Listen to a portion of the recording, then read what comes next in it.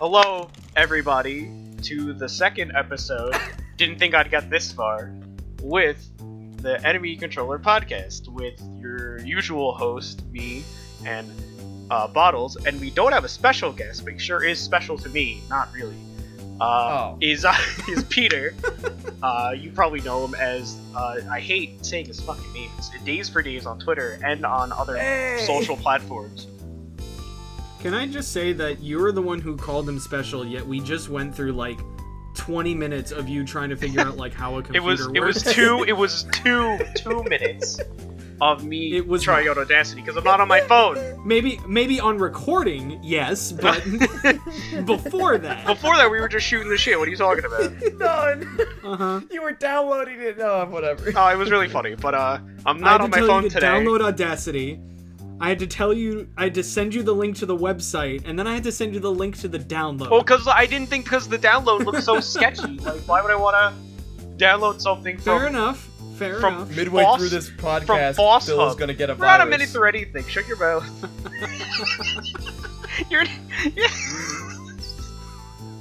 No, I just have notes for, I guess, people, and Peter's has a note under it, and it's fucking great. Okay. Richard is fat rich. It's funny. Oh, Juan's also. Oh god. That's funny. All right. So let's get into the main topic that we're gonna talk. The main topic was I was gonna ask you how your guys' week's been. Like, what you guys been doing? I've been just editing. Editing. That's it. Nothing crazy. Nah, I've been playing games, doing art, getting shit. Well, yeah. Well, what games are you playing? Like, there we go. Well, we were gonna talk about it in a second with Final Fantasy VII Remake. I actually went back and played Sonic 3 and K. I also went and played Portal 1 and 2. That's cool, actually. That's kind of cool. How was Sonic and Knuckles? I actually got Supersonic like 3 levels in, and then Hypersonic 2 levels into the second half. Oh, that's kind of cool, I think. I'm just too powerful at the games at this point. You're too good at Blue now. It made the entire rest of the game so easy. Yeah, actually, speaking of Sonic, I did see something on Twitter the other day that was like a Sonic fan animation and a Kirby one, but the Kirby one got taken off because Nintendo kind of sucks a little bit. The Sonic YouTube channel commented on the Sonic one like, awesome sick. job. They're like, yo, that's so good, and then Nintendo's like, get out of here. Oh fuck! I just had the thought in my head. God damn it!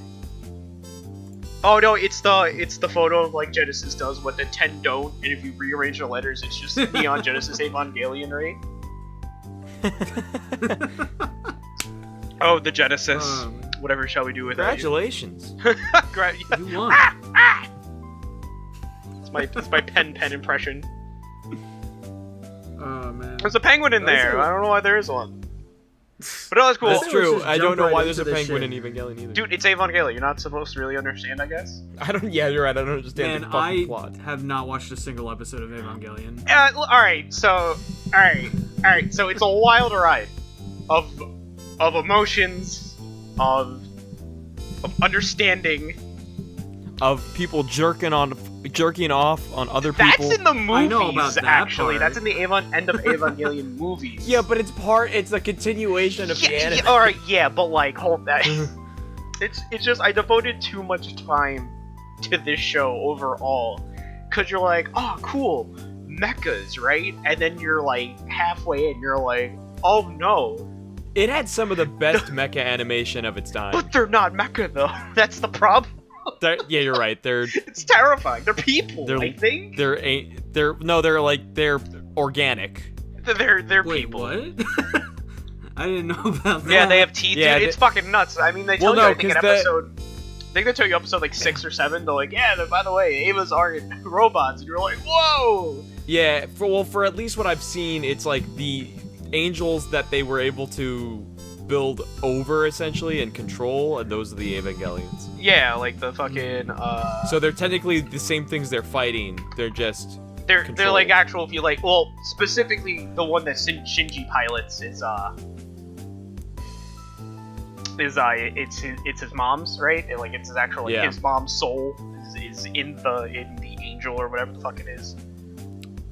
But also, one of the characters is just a clone of his mom. Yeah, Whoa. that's my favorite. Well, I think I'm gonna burp real quick. And she's one of the love interests.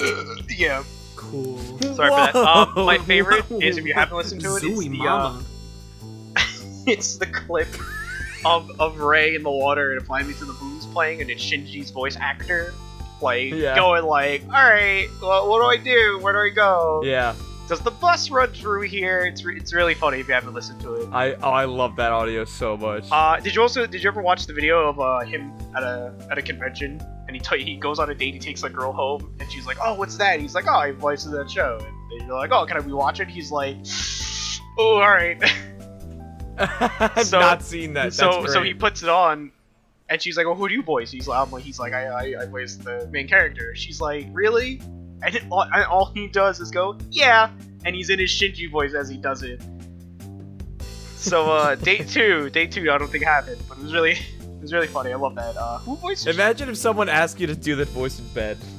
Oh my god! Could you imagine like doing any like voice? Could you imagine like voicing a Japanese teenager with like abandonment issues on the first date, right?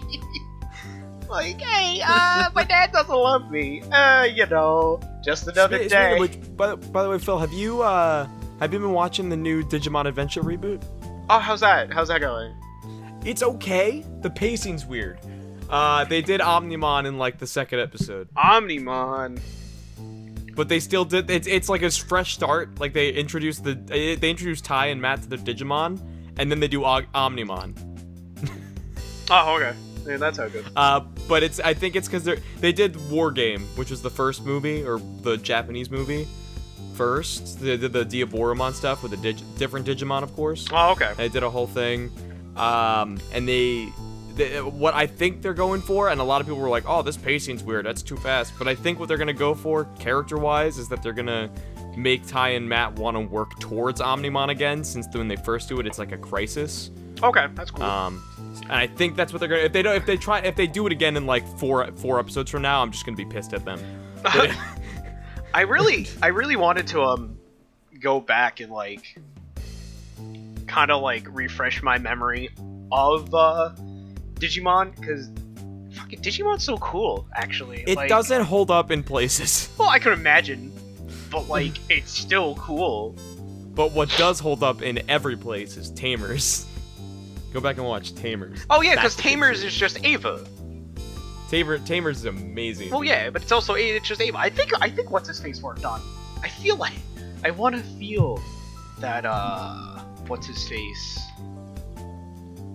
Also, Guillemot. Also, it's just the English dub people trying to catch on to the trend that is Lilo and Stitch at the time when they did the dub. Yeah. And Guillemot Oh, is okay. just Well, Stitch. with what's his face? I don't like Lilo and Stitch because Lilo's a brat. What do you say? Wait, Phil, did you see that? See what? Someone went on. I'm not gonna get into it because we did it in a recording session we did with Dragon Ball Z Kakarot recently. Oh. But there was someone on Tumblr that great. did a whole That could only end so well. Phil, it was this person that's opinion of Lilo and Stitch was that it's the worst Disney movie because apparently Lilo, for being a 6-year-old child whose parents died, is a fucking brat who isn't mature. Just to boil down the hot take for you. Damn, people really be out here, huh? And I'm just like, she's 6 every fucking step of the way. And then they get the message completely wrong in the Tumblr post, like the message of, Ohana means never leave family behind and whatnot. Like, they get the entire message of that wrong. And I literally said in a recorded session for Kakarot, I was just like, if you want this movie to be like every other movie before it, then you have no taste. Oh my god. I fucking went ham. It's actually kind of funny. Speaking of Lilo and Stitch, I actually saw a video on Twitter that was like the original, and where well, what's her sister's name again? Nani? Yeah, Nani. Not Nani. Okay. Where she's chasing her and she hides in the laundry room. In the original, it's a laundry room and she's in a washing machine. In the Disney Plus version, apparently it's different. What? Yeah, and she's I think I heard and about she's that. hiding in like a weird pizza box thing And I'm like, but what happened to the washing machine? Because they didn't want her hiding. Because Meg Bottles, that reminds me. Remember what Sonic says, where Sonic's like, "Don't hide in washing machines." It's the same thing. Because that was like a thing. Yeah, it was for like a thing. a while. It was a thing going on. But I guess Disney was like, "We don't want that show," and even though they made the movie. Yeah. It's Like so... on Disney Plus, there's another thing that happened. Wait, hold on. With Disney Plus, there was another thing with the Tom Hanks movie Splash on Disney Plus. Tom Hanks. There's it's a movie essentially where Tom Hanks meets a mermaid. But towards the end of the movie, she's like, throughout the movie, she ends up being like with human legs. Towards the end of the movie, I guess she goes back to the sea. I didn't really watch it, but this is what I was. Is hearing that the from other Disney videos. one where the kid's a mermaid? No, I think you're thinking of a slightly different one. But of the I same know. Of, like, the Oh yeah, so 13th here's year. the photo. Actually, I just found it. I'm gonna post it in our little thing because we're on Discord, and there it is. It's so. Wait. My phone- Wait, what? Yeah. Why Yeah. is it like some? Why does she keep like a pizza box like perfectly in like? Dude, place I so don't that know it why would they even cover- changed it. What? I don't know. I can't see it because my fucking Discord's like screwed up in a weird way.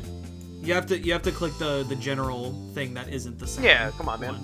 There we go. Make it No, so because it was weird because it was right out of the stream. What the hell? Yeah. So it's like, oh, I see. So it's a pantry with a pizza box in it. But what? But why? In the middle of the laundry room, by the way. It just replaced the dryer. They have a washer with no dryer. They have a washer and a pizza box. Yeah, no. My problem, because like my problem is here. I mean, like, granted, they could just like. No, wait, no. It doesn't make any sense. Oh, I mean, like, I guess they wash their clothes in like a bucket of water, but then what's the point of having the dryer? Like, that's my problem here. Is it just doesn't make any sense. You don't have to dry it in a bucket of air. Yeah, no, it just doesn't make any sense to me. No, because the washer's right next to it in the original shot, and therefore the washer's there here. Well, yeah. But she literally, which means that now they have to only air dry their clothes. Yeah, that's that's what I don't understand. No. Like, I just don't know why they changed it. It just blows my mind that they took. And what's funnier is that you can watch The Simpsons on Disney Plus, and The Simpsons are iconic for making fun of Disney and every other people, but they kept all of that in. Oh, let me go back to what I was saying about the other thing. Oh yeah, sorry. You go.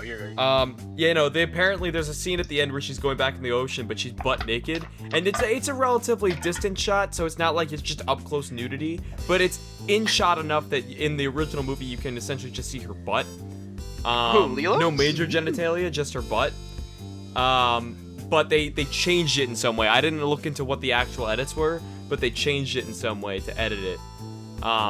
So yeah, I didn't know. It's also along the same lines that for some reason in the episode 4 edit, during the Han Guido shot scene where Han shot first or whatever, in order to make it look like Han was like insulted by Greedo, hence why he shot him, so to not make Han Solo look like a fucking asshole who shoots people. But Han Solo is an asshole that shoots people. Exactly, but in order to make it more family friendly, in order to make it a little more family friendly for the kids, they made it so Greedo randomly says "Ma clunky," and then he shoots him as if it's an insult. Oh, so they changed that. Man, fuck, that's funny. I don't know why. Clunky. That's exactly what he says, and it's so funny because it's just a slight like looping frame of like his head moving to look like he's talking. That's funny. And they add the line in. Imagine a man walks up to you and goes, "Clunky." Dude, I'd stab him. He'd be That's dead. funny. He I would have just essentially pulled- signed his death certificate. I just pull my gun out and just be like, clunky. Yo, what Shoot the him. fuck you say? What the fuck? Ma clunky? My Are chunky. you fucking kidding me? Man, Star Wars sucks. Dude, that scene has been edited like 6 times. Well, yeah, because of You course think it at is. some point they would just stop? No, I remember. You think? I remember being at PAX. And it was me, my friend Alejandro, Johan, and Juan. We're in their hotel room just chilling, and I get the notification on my phone that's Rey's dad is a failed Palpatine clone, and I show Johan and I go, "Man, why do we like Star Wars?" And we had no answer except for like legend stuff and like Knights of the Old Republic. Because Star Wars just sucks, It was dude. like I saw a post one time that was literally just like because, you know, like, every time a new Star Wars movie comes out, like, every Star Wars fan is like, this movie sucks. You know, whether the movie sucks or not, I don't know. But, you know, like, they're just, like, there's a post that was just like, do Star Wars fans like Star Wars movies? Like, what? No.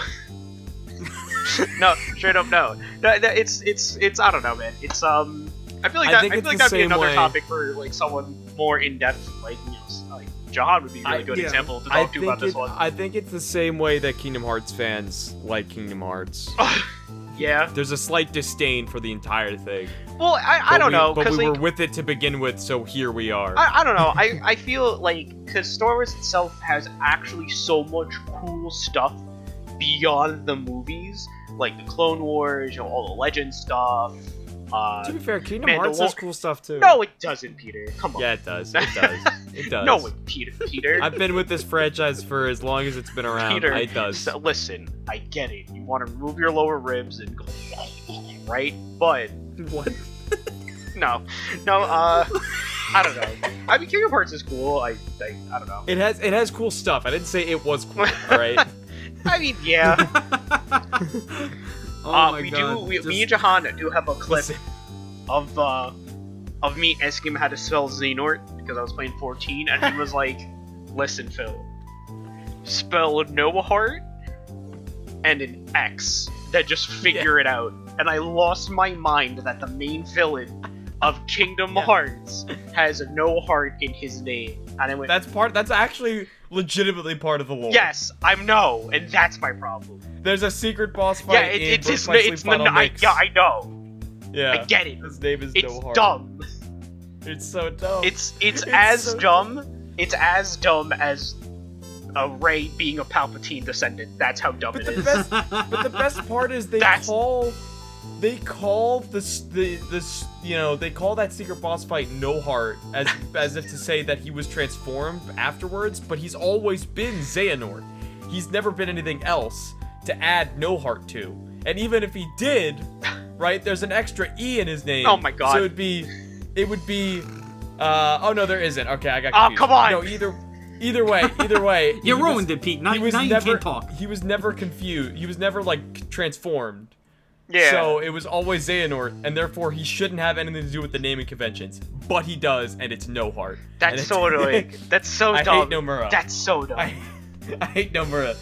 Well, I mean, like, the Nomura is fine, I guess, but, like, fuck, man. Nomura is the man who, in the middle of Kingdom Hearts 3's release, like, press tour shit, he goes, "So we've started work on Final Fantasy VII Remake again." Started? Yeah, I remember that. That was kind of rough. I thought you were working on that this whole time. That was kind of rough. You only have one team? What is Square Enix? Is it a bunch of guys in a fucking basement? What? Probably. Probably. I don't know. I can believe it. But I guess that's actually a pretty good segue into what back into Final Fantasy VII. Yeah, I guess Remake. that would be a segue in Final Fantasy VII Remake. So at this time, I have gotten up to chapter 8. I know chapters 9 through 12, and I know the ending of the game. And fuck, it's really, really cool. I cannot hear about the ending of the game, nor can I hear about up to chapter 12. I am only up to chapter 9. Well, yeah, I know. I've been watching one of the streamers I watch. I was following his journey because, you know, he's a big fan of the 7. And 5 years ago they gave us the 1080p version of Final Fantasy VII for PS4, and he was like, "Oh, great, fantastic, thanks, asshole." Not his words, but then they showed off actually Final Fantasy VII Remake, and, you know, flash forward 5 years later, we finally got it. So I wanted to. Oh. Dude, I went through the timeline with Richard the other day, with our pal Richard. I went through the timeline of everything with Richard to really show him, because, like, in theory, let me say this real quick, in theory, right, because I've seen a lot of people like, oh, how long do you think it's gonna, you know, how long could it possibly take them to make Final Fantasy, you know, 7 Remake Part 2 or whatever, and I was like, in theory, not as long, because they have, like, the models and stuff from this one, but this is the game where, and then I read the timeline of this remake, and I'm like, I just don't trust them, I don't. I was actually talking to my friends too, about how long it will be till we get part 2.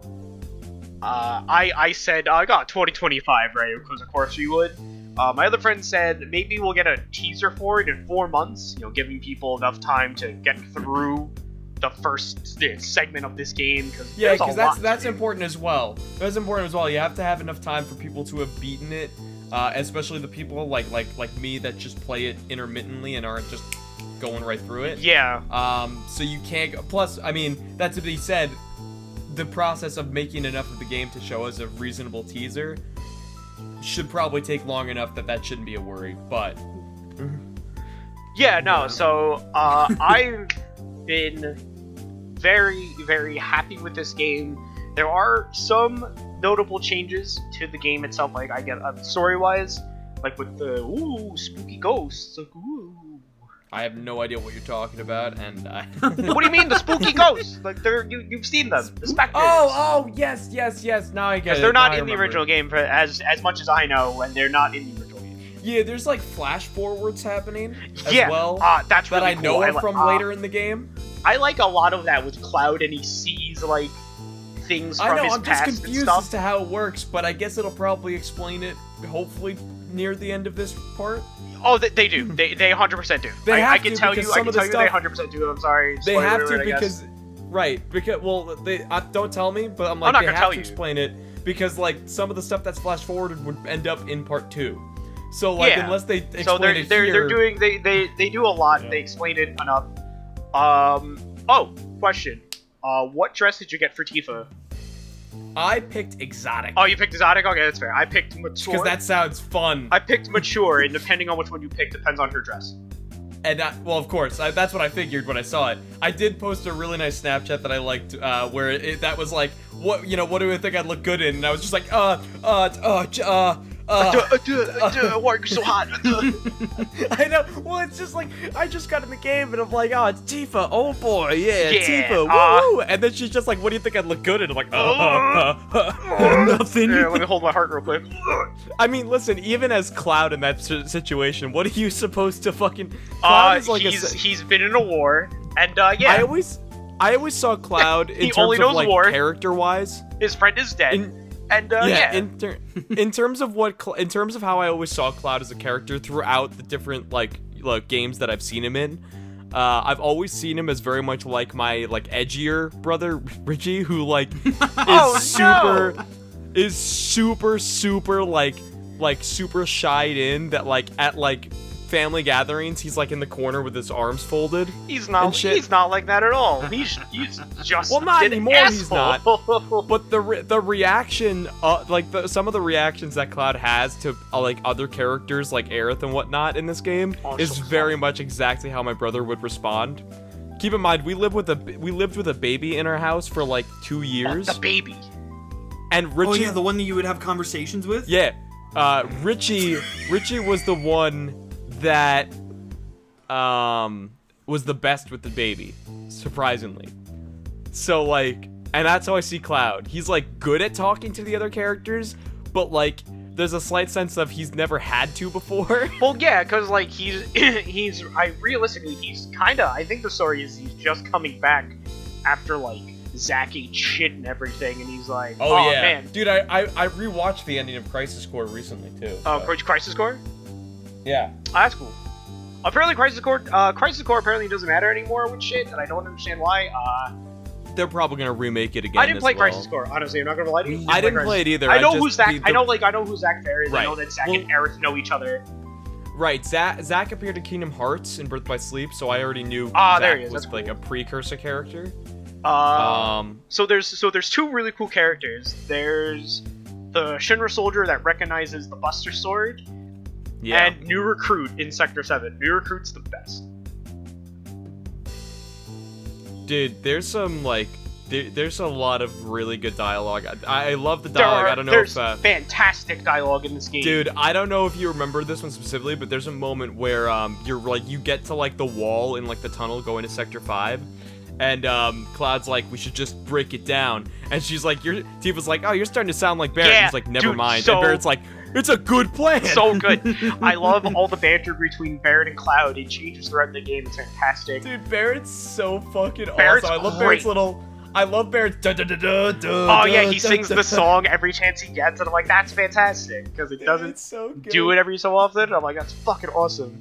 I love all the interactions between Tifa and Cloud. I love Barrett and Marlene. He's the dad. Wholesome He's dad just Barrett. a dad. Wholesome dad Barrett is the best. Dad Barrett's I love when you cool. go. I love when Cloud goes to say hi to Marlene because Tifa told him to, and she like runs away from Cloud, and Barrett's like, "What the fuck did you do to her?" Yeah, right. I was like, whoa, he's really angry about this. Sorry, bud. We just got out of this mission. Yeah, sorry, buckaroo. Bro, I feel like that Barrett would be the type of dad that like is constantly holding the shotgun to the boyfriend's Yes, head. 100%. Dude, I love 100%. it, dude. That's Except the shotgun is his fucking arm. Yeah, the missile Yeah, arm. it's his literally just his. He has like both hands. He's like, we want a high five. There's someone made a comic set that was like Cloud talking to the Barrett, and he's like, "Hey, you want some hand sanitizer?" He's like, "Yeah, kill my germs, Merc." So he puts sanitizer on his hand and a line down the gun arm, and Barrett looks at him like, "Ah," because how is he gonna rub it in? Doesn't. Why do I hear so many Discord messages? What's going on over there? What? What? What are you talking about? I hear a bunch of Discord pops like, bring, bring. Nah. Nah, I guess No, I'm just that's- retarded. Yeah. That's Okay, you. cool. Oh, Oh man, there's some really good dialogue between Tifa and Cloud, like when he's about to kill Johnny, Yeah. and she's Oh, like, dude. "You're scaring me," and he's like, "Alright, whatever." Dude, I love it too, because I was just like, listen, what else would you fucking do? He's gonna talk. He's Johnny, dude. Like, calm down. He's just an idiot. Johnny is your best friend, like actually. You know what's funny? I saw Johnny, and like I knew about Reno, right? So when I saw Johnny, I was like, is that Reno? No, it's not Reno. Reno's a lot Because- cooler. Dude, Reno is. Dude, Reno's the a lot Reno cooler. fight is nuts. Also, Rude is just from King of Fighters, like actually. Dude, Rude is so funny because all I can see is Keegan-Michael Key. Yeah. Oh, but Rude's so cool. He's bald and he just fights, and I'm like, this is awesome. What else is there? I love how that's the criteria for someone to be awesome. Is He's for them to bald be and knows how to bald fight. for them He's to from fight. King of Fighters. Yeah, like, come on. Well, no, what really makes Rude awesome is that Reno is like, I'm gonna fucking get this bitch. And Rude's just like, I just want to fight you. To like, I don't know, grade your performance. You know, like, at least when you first fight Oh yeah, him. Reno's like a super cocky, like, hey man, let's fight. You're a loser. And then you beat his ass, and he's like, next time, idiot. And you're like, okay. Dude, let me tell you, there is nothing like blocking the shit out of Reno and him getting paralyzed. You just go, Oh yeah, you Just go to start Punisher. going That's in how I on did him. his fight. I just went into Punisher mode, parried him, and went like, okay, cool, you're a loser. Dude, Punisher mode is crazy. Punisher mode's really fun. Punisher mode, that's how I beat Roach. Dude, I'm trying that's to how you get fight the Roach. ability. Did you get the? Because I know you did the side quest. Did you get the nail bat? Yes, I got the nail bat. I'm trying to get the ability with it because it's the smooth transitions into the other Yeah, mode. you just gotta like just level it up, use it if you want. I know, you just gotta use it. You It's don't even have to cool, like level it's it cool, up. it's cool. But I Just wanted use to do after I do this playthrough, I want to do like a Buster Sword only playthrough. Then I thought about it, went, man, I'll just do a nail bat playthrough. God only knows how bad that will go. Dude, nail bat is probably the harder playthrough. Probably, because, like it's nail bat. like I had to switch back to Buster Sword because I just like nail bat was like killing me in this section. it's because it doesn't have But I- materia slots. But one of the best places to grind is in Chapter 9 in Sector 6, so I'm gonna do that. Chapter 6. I'm gonna do a lot of grinding. So And but no, I'll throughout the game, what's really cool is that like Cloud kind of changes when he meets Aerith, and like his whole attitude changes at that point, because Aerith Yeah. is like the person that teaches him like, hey, don't be so hard all the time, Did you- idiot. And I'm like, he's like, okay. I love the talking to flowers cutscene at the end of Chapter 8. Oh yeah, like what's your favorite? like- What's your favorite flower? I don't know. They all say it to me. No. When she talks to the flowers and he Oh, goes, what yeah. did they say? Oh yeah. No, I know what you mean. Yeah. And then she asked him what they said. He's like, how was your day, guys? Yeah, I love all the banter when Cloud he kind of like repeats what other people like what the other characters say to make it meaningful. I forget like when he talks to Tifa, like, he says something about that, like, "Hey, I'll come to save you." I promise. He's like, "I promised somebody I'd save them if they're ever in trouble," and he's like, obviously talking to Tifa. My favorite is his interactions with Moggy the Moogle. Oh yeah, I saw that. That was really funny. When he's just like, "Come on, make me smile, cheek to cheek." Make you smile, idiot. And he's like, I need a little bit more medals than that would take a lot more Moogle medals. Moogle medals. Did you do any of in Reactor 5? Did you destroy the boxes on the top platform? Of course I did. Okay, cool. Because apparently no one else did it besides me and my 2 friends, and I was like, oh, okay, cool, I did that because I got a bunch of Moogle medals. Not only that, but like if you just do that box minigame over and over again, you just keep getting a Moogle medal. Moogle medal. Yeah, I didn't get up to that part yet. To that minigame yet, but I know about that minigame. That minigame, yeah, it's the participation prize is a Moogle medal, so that's like if you just keep doing it. That's good. I did the dart one. The dart was really fun. Dude, the darts one is so fun because like at first you think this seems a little weird, and then like it just clicked in my head, and I'm like, oh, and then I just nailed it. Yeah, just play darts. It took me a little bit to beat Wedge's score, and it made me upset. I was like, fuck. Well, you know what's funny too, because like I didn't know how darts worked until I watched these guys on YouTube, How Ridiculous. Okay. And like they did a few like dart trick shot videos and stuff, and they mentioned how like the points work on a dartboard. And I'm like, I never knew that. I literally never knew that like the bullseye wasn't necessarily the ultimate best score you could get. Yeah, it's like the minus getting the score lower with each dart. Let alone that, like that's how the minigame is. Yeah. But, like to get more points, you can hit like the little like triple and double spots on like the rings of the dartboard. Yeah. And I never knew that was the thing on the dart. I always thought bullseye was the best possible thing. I also like in the minigame when like you want to when you're doing like you get a couple of bullseyes and to finish it out, it lights up the it lights up the one that you need. Yeah. And then you just get the slow-mo, like in Tekken 7, you get the slow-mo shot. I'm like, that's really cool. It's great, yeah. Dude, I didn't know what it meant. I was in that room for like 20 minutes because it was like, just wait for the meeting to be done. I'm like, so like, do you want me what to do I wait? do? Like, and because it didn't like say any voice line, at least not that I heard, where it was like, I'm gonna play darts. Like it just said, guess I'll wait or something. And I was looking around, but I guess like I only saw like for 2 seconds the triangle button to interact with the dartboard, so I just had no idea for so long. And I was like, oh. I really wish you could play pinball. That would have been really fun. Dude, that's what I was trying to do. I really wish you could play pinball. That would have been a fun minigame to play. That's got to be DLC or like when they make part 2. Oh my god. The DLC pinball, it's like $1. I'd pay $1 for pinball. I would. I'd pay $1 for that. Trump would pay for it at this point. Settle down. Oh, yeah, that's right. You got your bison bucks. Yeah, I got the bison. Call them bison bucks. That's what I'm calling them. But my favorite part of the entire game was Chapter 4 because I love that they made everyone in Avalanche have a character and you care about them, and that's sick. Oh, dude, when you're walking around Chapter 4. When you're walking around Jesse's room, Jesse's dad's room, and you see all like the photos, she's stuff, and I'm like, she's an actor, because that's not in the original game. That whole thing isn't there. Also, can I just say, I like have a hate-love relationship with like her teasy attitude, and I like. Bro, I love it. Even Wedge tells you, listen, bro, she's just playing with you. She's just playing, and I'm just like. I picked for her option. I picked no promises because that would be cute, and it was cute until she goes like psych, and I'm like, all right. I know. Bitch. I said no promises too for the same reason, and I'm like, listen, bitch, I'm like, you get that fuck. Like, listen, Jesse. I will hate fuck you.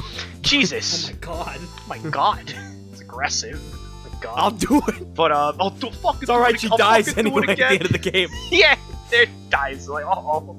Sorry, guys. Spoilers for a game that's 23 years old. Spoiler alert for a game that, yeah. I didn't play the game yet. I don't read spoilers, as one person said.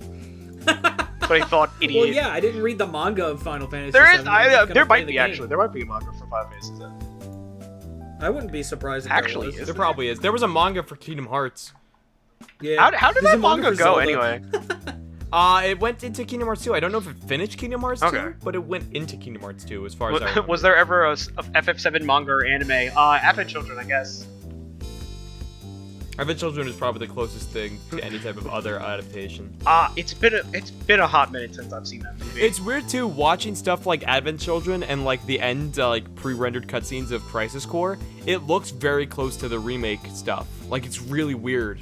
Yeah, that they there's a couple of actually scenes really where I got had like that. Advent Children vibes because of how they did everything. But how'd you feel about Dude, the game is. Sorry, go ahead. how'd you feel about Roach? What do you mean? Who, Roach? Yeah, Roach, the guy you fight on the Remind me? motorcycle. Yes. Oh god, dude, that fight was so. Isn't it so fucking cool? I love the bike segment. I thought the bike segment was really fun.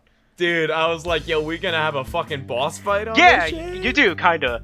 I also really like, because, again, my knowledge for 7 isn't, like, the biggest, but I don't know if in the original game they go over, like, what a soldier is, because, like, every time they bring up soldier, it's always capitalized. They very much reference that it's, like, partially, like, Mako Yeah, it's Mako experimentation poisoning. stuff. Like, it's not Mako Yeah. poisoning, but they're, like, corrupted because of Mako. They Yeah. go nuts, right?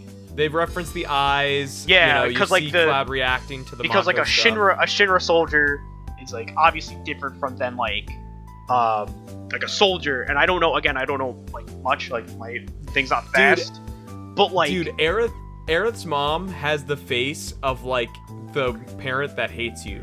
Oh, yeah, 100%, you get it right off the bat. As soon as you walk in, she sees you, and it's like, she's like, oh, I know who this guy is, I know what he is. When she gives you the talk to, like, tell you to leave. Also, there's, like, I'm sure you haven't gotten to it just yet, because it's at the tail end of Chapter 8, but I'm sure you've seen it. There's the fucking, Yeah, you have to sneak out of the house. The sneak out of the house game is so fucking funny, because, like... Oh, if you turn the wrong way, you knock a bucket over in, like, the first step. Dude, and you're like, fuck. Dude, exactly. They put a bucket right in front of you at the beginning of the minigame, and it was so funny to me, because, like, I literally, like... I got to the point, like, I failed twice at least, I think, and it got rid of some of the obstacles, and I'm like, well, don't pity me. Don't pity me. That's like in Kingdom Hearts. DMC 3, when you die enough times, it unlocks easy mode. If you die 3 times. If you die 3 times, you unlock easy mode. I love that, like, when you bump into something, like, so spoilers for Chapter 8 specifically right now. But you can kind of see it coming, like I did a while down the way. But, like, I love that, like, in that minigame, you bump into something, right? Aerith comes out of her room and pushes you back into your room, right? Yeah. But then when you successfully sneak out and get all the way out of the sector, Aerith's waiting for you at the end. Like, I was waiting. I knew you'd be here. And I'm like, weren't you in your room in the last minigame? How did you, like... Yeah, I know that. I know the ending of the Chapter 8 and the Chapter 9. But yeah, she's just there, and I went like, how did you get here? Whatever. like, I'm a soldier. How did you... Oh, she was 100% up. Like, she was 100%, like, she could hear her mom talking about it. Quotation marks. Sorry. Spoiler. Dude, I feel so bad for Aerith in that moment, because I'm just like, that's kind of mean. She's gonna be big upset. she ends up being very big upset, actually. Because, you know, fucking video game is, like, old and shit. Also, fucking... Listen, I've seen so many people, like, commenting, because people talked about there were some story changes, which I'm not sure which they were. I didn't play all the way through the original FF7, because turn-based, and it bores me. You're what? Hey, man, turn-based RPGs are dead unless you're a Persona game or an indie game, actually. Well, but even Persona is, like, has, like, a really fun aesthetic to it that, like... Yeah, because it's stylish. Like, Yeah, it's stylish, which makes it, like, I can play the Persona games because of the fact that it's stylized. But anything else, like my brother's like, after this I'm gonna play the original FF7 at like 3 times speed, because there's like a cheat for 3 times speed in the new ports. No, yeah, it's not a cheat, it's actually just a function on like the Switch version. It's a mode, I think in the Switch version there's 3 times speed, and it makes the game just, I mean, not tolerable, but it just makes it like it's better. Yeah, I mean, you could just speed up your stuff and just like, because like you at points in the game you need to like train and grind a few levels every now and then. And yeah, like, so it speeds up grinding and just speeds stuff up. It's just nice. So, but yeah, so like, I didn't play through the whole FF7 original, of course, but so the thing is, I don't know. I probably won't fully know what the story changes are when I see them. I know about like the flash forwarding is different, because why would they flash forward in the original? The flashbacks, the flash forwards, and stuff like everything. Yeah, like I know some stuff, but at the very least, I know for a fact that when I finish the game, I'll probably watch one of the things they change videos or whatever that have been posted. So from my knowledge, because you know, like I said before, I've seen the ending, and just seen most of like just the game in a whole. they have changed it, but like I'm fine with that because like why would we want just a glorified like just the same story again when it could just be slightly different but like fine-tuned differently but still be like faithful to the original game itself, and I'm fine with that. Right. I'm fine with the differences. The reason why I bring up the changes and stuff is because I saw a lot of people commenting like, man, I hope there isn't too much, modern Nomura shit in this, because Nomura became the director on this one. I think Nomura also did Nomura did the original character designs or some shit like that. He did so originally on 557 he was original character designer, and then on this game the funny story is that apparently he assumed the original director, because the original director is on this as a producer, but he thought that he was still directing it, and apparently he was not made aware that he himself was the new director. And he just kept getting asked questions by the original director and was like, why are you asking me all these questions? And Nomura literally was like, he found out when watching one of the teaser announcements from a convention, he watched the video and it said director Tetsuya Nomura, and he's like, what? He's like, Excuse what? me? I am? And I'm like, Nomura's a mess, man. Hey man, it'd be like that sometimes. You see people meme on Sakurai. I want more Nomura memes. Yeah, Nomura did the character design, the monster design, the scenario, concept, and battle visual director for FF7. What were you gonna say, Bob? Could you imagine a fucking game developed by Sakurai, Nomura, and Kojima? That sounds... Well, I was gonna say, could you imagine a game developed by Nomura, Kojima, and then like a story written by Akira Toriyama? Oh jeez. Oh yeah, it's called dude, Dragon Quest. I think you just created a dream. Oh game. no, it's called Chrono Trigger. Come on.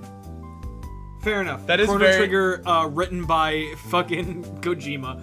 Oh my god, stop. Oh my god. Yeah, Dude, fucking Bro, do you think that's coming up soon? Like a Chrono Trigger remake? Alright, Dude, alright, hold down. up. Hold up real quick. Hold up, that'd be cool. That'd be sick, actually. Yeah. If they, It would be. It's Chrono Trigger isn't on, I almost said Chrono Cross, holy shit. Chrono Trigger, it's not on Switch, right? Like, they didn't do a Switch port? I'm not sure. I don't think so. I know they did a port of the, Mana games, but I don't think I they saw. did one for Chrono. I want to get the Mana games. Actually, I can now. They produced a new, but I shouldn't. I shouldn't get them because I have to finish other games. No, there's no Switch port of Chrono Trigger. That'd be sick though. That'd be the start, right? Like they port That's Chrono gotta be Trigger. next. They port Chrono Trigger to Switch, and then they're like, "Hey guys, by the way." Not just remake. They gotta port it first, and get like a reception to it. Because I know that they know a lot of people love Chrono Trigger. But I hope re-release will show them. That'd be sick if they did. I don't know, like what would they have to do? They'd probably have to talk to Akira Toriyama and stuff like that. Maybe. I would really want a remake rebuilt like 7 was. Oh, like an action, in a different action, action combat instead of turn-based. Because it's funny, I really like the story of like RPGs like Chrono Trigger and the Final Fantasies, but I can't play them because the gameplay bores me so damn much. So if you could just remake them with the action RPG style, I'll be fine. I don't know how Dragon Quest 11 did combat. I actually didn't play 11. I watched a little bit of Richard, but I think it was was it still turn-based? I think it was. Okay. I feel like... Yeah, because they had the other version of it where you can play in like 16-bit, and in order to port it that way, they probably have to have the exact same 100%. battle style. But that'd be sick if they did Chrono Trigger. That'd be cool. That'd actually really cool. Like that brings me to a good note. That the battle system in FF7 Remake is fucking fantastic. Oh yeah, it's just they took 15. And I feel like they made it better, even though my knowledge on 15 isn't very from big what either. I remember, I think 15 had a similar slowdown function when selecting certain commands, but I think they did the slowdown better here because something about the way they do the slowdown makes the flow of the battle a lot lot more fluid. Yeah, and I think it depends too, because if you don't have, because there's 2 versions of 15. There's regular 15, right, and then there's the royal version, which was like, infinitely better. than the original version, from what a lot of people say. Because, like, I it was all fucking all over the place in terms of story and like gameplay and shit. I have day 1 edition. Yeah. Yeah, so you probably had that's probably like the original, I think, right? Yeah, that's probably well, it's day 1. Yeah. But no, yeah, I love the combat in this game. It's really fun. It's fluid. I haven't had really much hiccups in it. I like changing between people.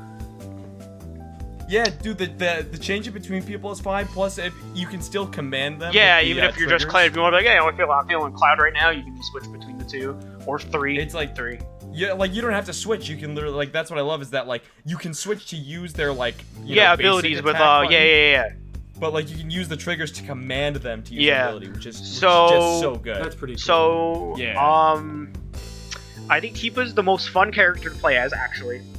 Tifa's pretty fun. I actually have had a really nice time. Like, there's something really nice about when you unlock Aerith. The long range magic is so fucking useful. Yeah. Especially for that point in the game. In Chapter 8, when you start fighting those fucking machine guys that just charge at you and do a fuck ton of damage when they hit you. Yeah. Fucking using Aerith to like just hit them from afar until you can get enough to do like thunder on them. Yeah. So good.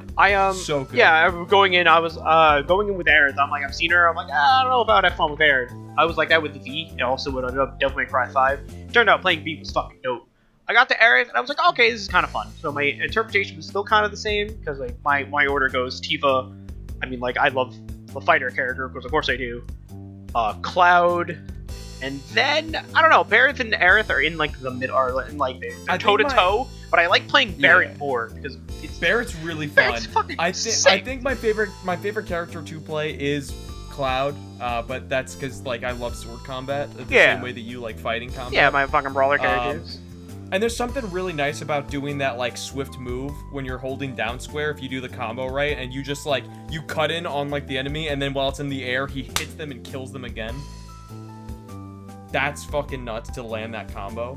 Oh, it's so good. Plus the staggering. I said this in our group chat. The staggering system is so good in this game. Like, sometimes it just takes like a few hits to stagger them if you do it right, and sometimes you can see it happening on like a boss, and then once you figure out the pattern to get it, oh. Yeah, no, it's nice. Super fun. It's also really rewarding too when you like can go into Braver and just smack them. Or, dude, I had to use like at least 3 or 4 Phoenix Downs during the Airbuster fight because the Airbuster was whooping my ass. Yeah? Oh yeah, what did you do for Airbuster? What did you take out? I took out all of its big bomber shells. Okay, I also did do that.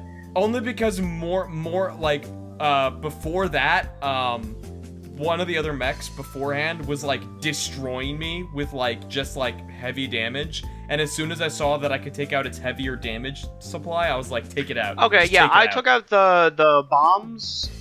My friend did all the AI cores, and my other friend actually did the other option. They took all those out. When you take out the AI cores, I know it changes like what moves the boss does, so that's really cool. It limits the moves. It's such a cool sequence. Too, yeah, it's really cool. I think I used like 1 or 2 Phoenix Downs because like since I got rid of like the whole bomb thing, it didn't. It makes it really. Plus, the best part is if you do the side quest and get or quote unquote discovery quest, I guess it is, and get like the items back from like the disposal. Yeah, you can use them. You get the big bomber shells, and they just do 500 damage. Yeah, I used a couple of them. I'm like, oh fuck it, see like what they do. I'm like, oh shit, dude, it's so fun. I like that it's just I just like how the fight's one of the mobile suits from Gundam. I forget what it's called. Yeah, I forgot the name, but I'm thinking of it. I think someone on Twitter actually drew that. I'm like, oh, that's cool. Yeah, it's the one that Char pilots, right? Yeah, I think it's the not the Neo Zeong. I think it's just the Zeong. Yeah, I think you're right about that. I hope so. So, oh yeah, it's the Zeong. It's the Zeong. That's basically what that's basically what it is. It's probably what it's based off of. It was so funny to fight because as soon as I'm like, all right, I think I'm ready, and then I see the platform you're fighting on, and it's just this thin T thing, and I'm like, dude, it was so much fun. It was so cool. I did since I knew, I've had Assess on, so I was like, okay, cool, it's a mech, so it's probably weak to Thunder, so I just did Thunder. I didn't even have to assess it because I realized it's a machine. I'm like, I'll just use Thunder. But it's super fun. Like I think combat's really fun. It's just it's just like the best way I could describe it is like this whole game is just Yakuza and Devil May Cry put together, because it really just is. The one thing I like, and this is something that like Breath of the Wild started, in my opinion, but didn't fully get just because of the aesthetic. Is like Breath of the Wild was open world, and like you see a mountain, you can go to it. You fucking there's no like transitions. It's all there. And Final Fantasy, though it has transitions, it's really mainly for the purpose of the actual game to be served. But like when you're in those like residential areas, and they're like, oh, the side quest is all the way over there, and you gotta run to it. There's something I like about the fact there's something going on your way running. There's people talking. Oh no, yeah, that's like the best part. Like all the NPCs talking and everything. Like Breath of the Wild was great, but because of the aesthetic of like it being around when no one else was, there's nothing to do. There's stuff to do, but there's no one around. Yeah, so I was always 50-50 on Breath of the Wild. Yeah, like it doesn't feel like the area is like alive. Like there's some things, but there isn't like too much. Like it's nice because I know what they were trying to go for, and they succeeded at what they were trying to go for. But it doesn't helm itself to the massive open world that it was advertising, because it gets so tedious. Even with warping around, it's dead. But like this game, there's people talking. There's people doing shit. Yeah, there's stuff going on to make it the whole game feel lively, and that's really and there's cool. paths. Yeah, there's paths, so you're not just running down an open desert. You're running through an area. Yeah. You're not just riding a horse and holding up a sword and hoping you went the right way. Yeah. Yeah, honestly. Oh, yeah, there it is. Yeah. Ooh, got him. But, I mean, don't get me wrong. I've gotten lost at some of the residential areas, because I'm like, wait a minute. That's fair, yo. That's fair. Well, no, I've got my fair share. There's so many little like offshoots. Yeah, they're a little bigger. You think, oh, if I go down this way, I can go. Oh, well, it's a dead end. Oh, shit.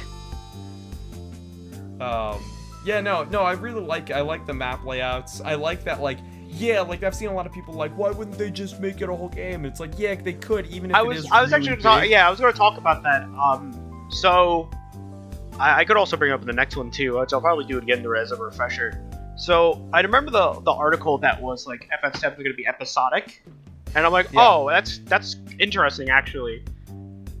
But I remember only seeing that once, and like that's it. I didn't see any other like big article stuff on like, hey, it's episodic, here's this, here's that. I only saw it once. Yeah. But I will say that granted, we know it's gonna be episodic. Granted, it might be 1/3 of Final Fantasy VII, but they put extra stuff into it. Yeah, they put that's what I was gonna say. All of this cool stuff, all these different things from the original story of 7.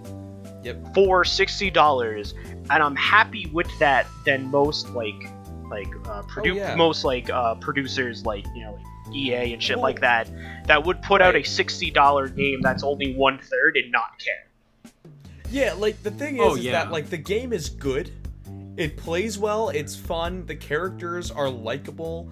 Like the story, they didn't just like put out like a $60 beta. Right, yeah, the story is good, and because they changed some of the stuff, it's different enough. Yeah. So you're not going in like, I get the argument that like, oh, I want to play the same game again that I played. It's like, yeah, but like not everyone does. Yeah, no, like that goes back to before. Like I like that the game is just different and not just in 1080p Plus, HD version of original 7.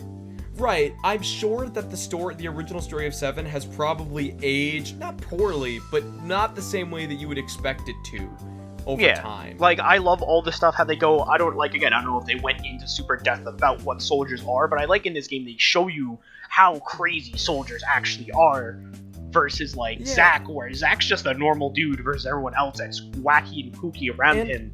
And even with that, like, you could see, like, the whole point of Roach is like, the polar opposite of Cloud.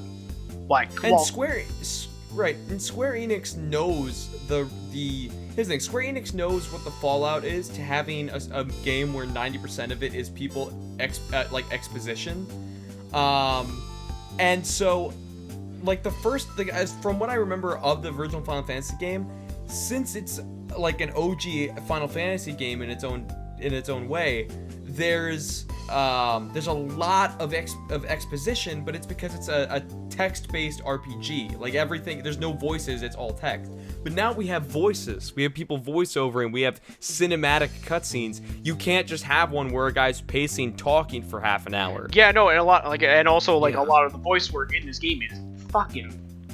It's good. so good. Like so good. that, actually, I don't want to get the voice list up so I can give them sort of credit, but like that guy who voices Cloud is fantastic. Dude, have you seen the video, like the clip of like from a stream of the person who plays Aerith playing the game and hearing herself? Oh yeah, for the she first was time? so happy. It was so sweet, dude. I was like, fuck, dude. She like I really like this like new era of like video game remakes where like they're not just like remaking the game 1-to-1 anymore. Yeah. Like the Resident Evil like remakes and now the Final Fantasy remake. That like being said, yeah. I was gonna say like they're not just remaking a game for the sake of remaking a game. They're like remaking it like for a reason. Yeah. Like they're not just being like, oh look, it's the same game, but it just looks better. Like we updated the models. It's like, oh no, we added a bunch of stuff. There's a new play style. There's a new story. Like stuff like that. And like plus, I really like that. The other thing that really is cool to me, and this is great, is like because they had the original game in existence before making this one, they were able to kind of make a lot more cool thematic choices. Like when the game opens, like it starts out with a very similar tune to the beginning of the original, but then it starts going in hard on like One-Winged Angel references in the music. And it's so good. Yeah, I can. So real cool. talk, I can confirm that. Really can confirm. Yeah, that. dude. Yeah, there are definitely two ways of going about like kind of like remakes. Like Resident Evil 2 remake is phenomenal and how they did it. I feel like this is the same way with 7. Like it's just how they did it. They like took the whole thing, changed it, switched it around, and added new stuff in just to fix it up and polish it out and to extend it for this game itself. And yeah, because like our RE3 remake was cool. They did a lot of cool things. It wasn't super faithful to the game, and I know that with the announcement of 4 remake, essentially, people are a little like, ugh, how are they gonna do it? Because to a lot of people, 4 is their favorite. Like a lot of people like Resident Evil 4, and I'm on like I really like 2, but that's just me. To me, it goes 2, 1. 5 and 4. Like I like 4, but like I don't know, just 2 was my favorite. So I like the approach to 7. I like that it's the same game, the same story with like the references and the homages to the original, but different and spruced up to make it what's the word I'm looking for?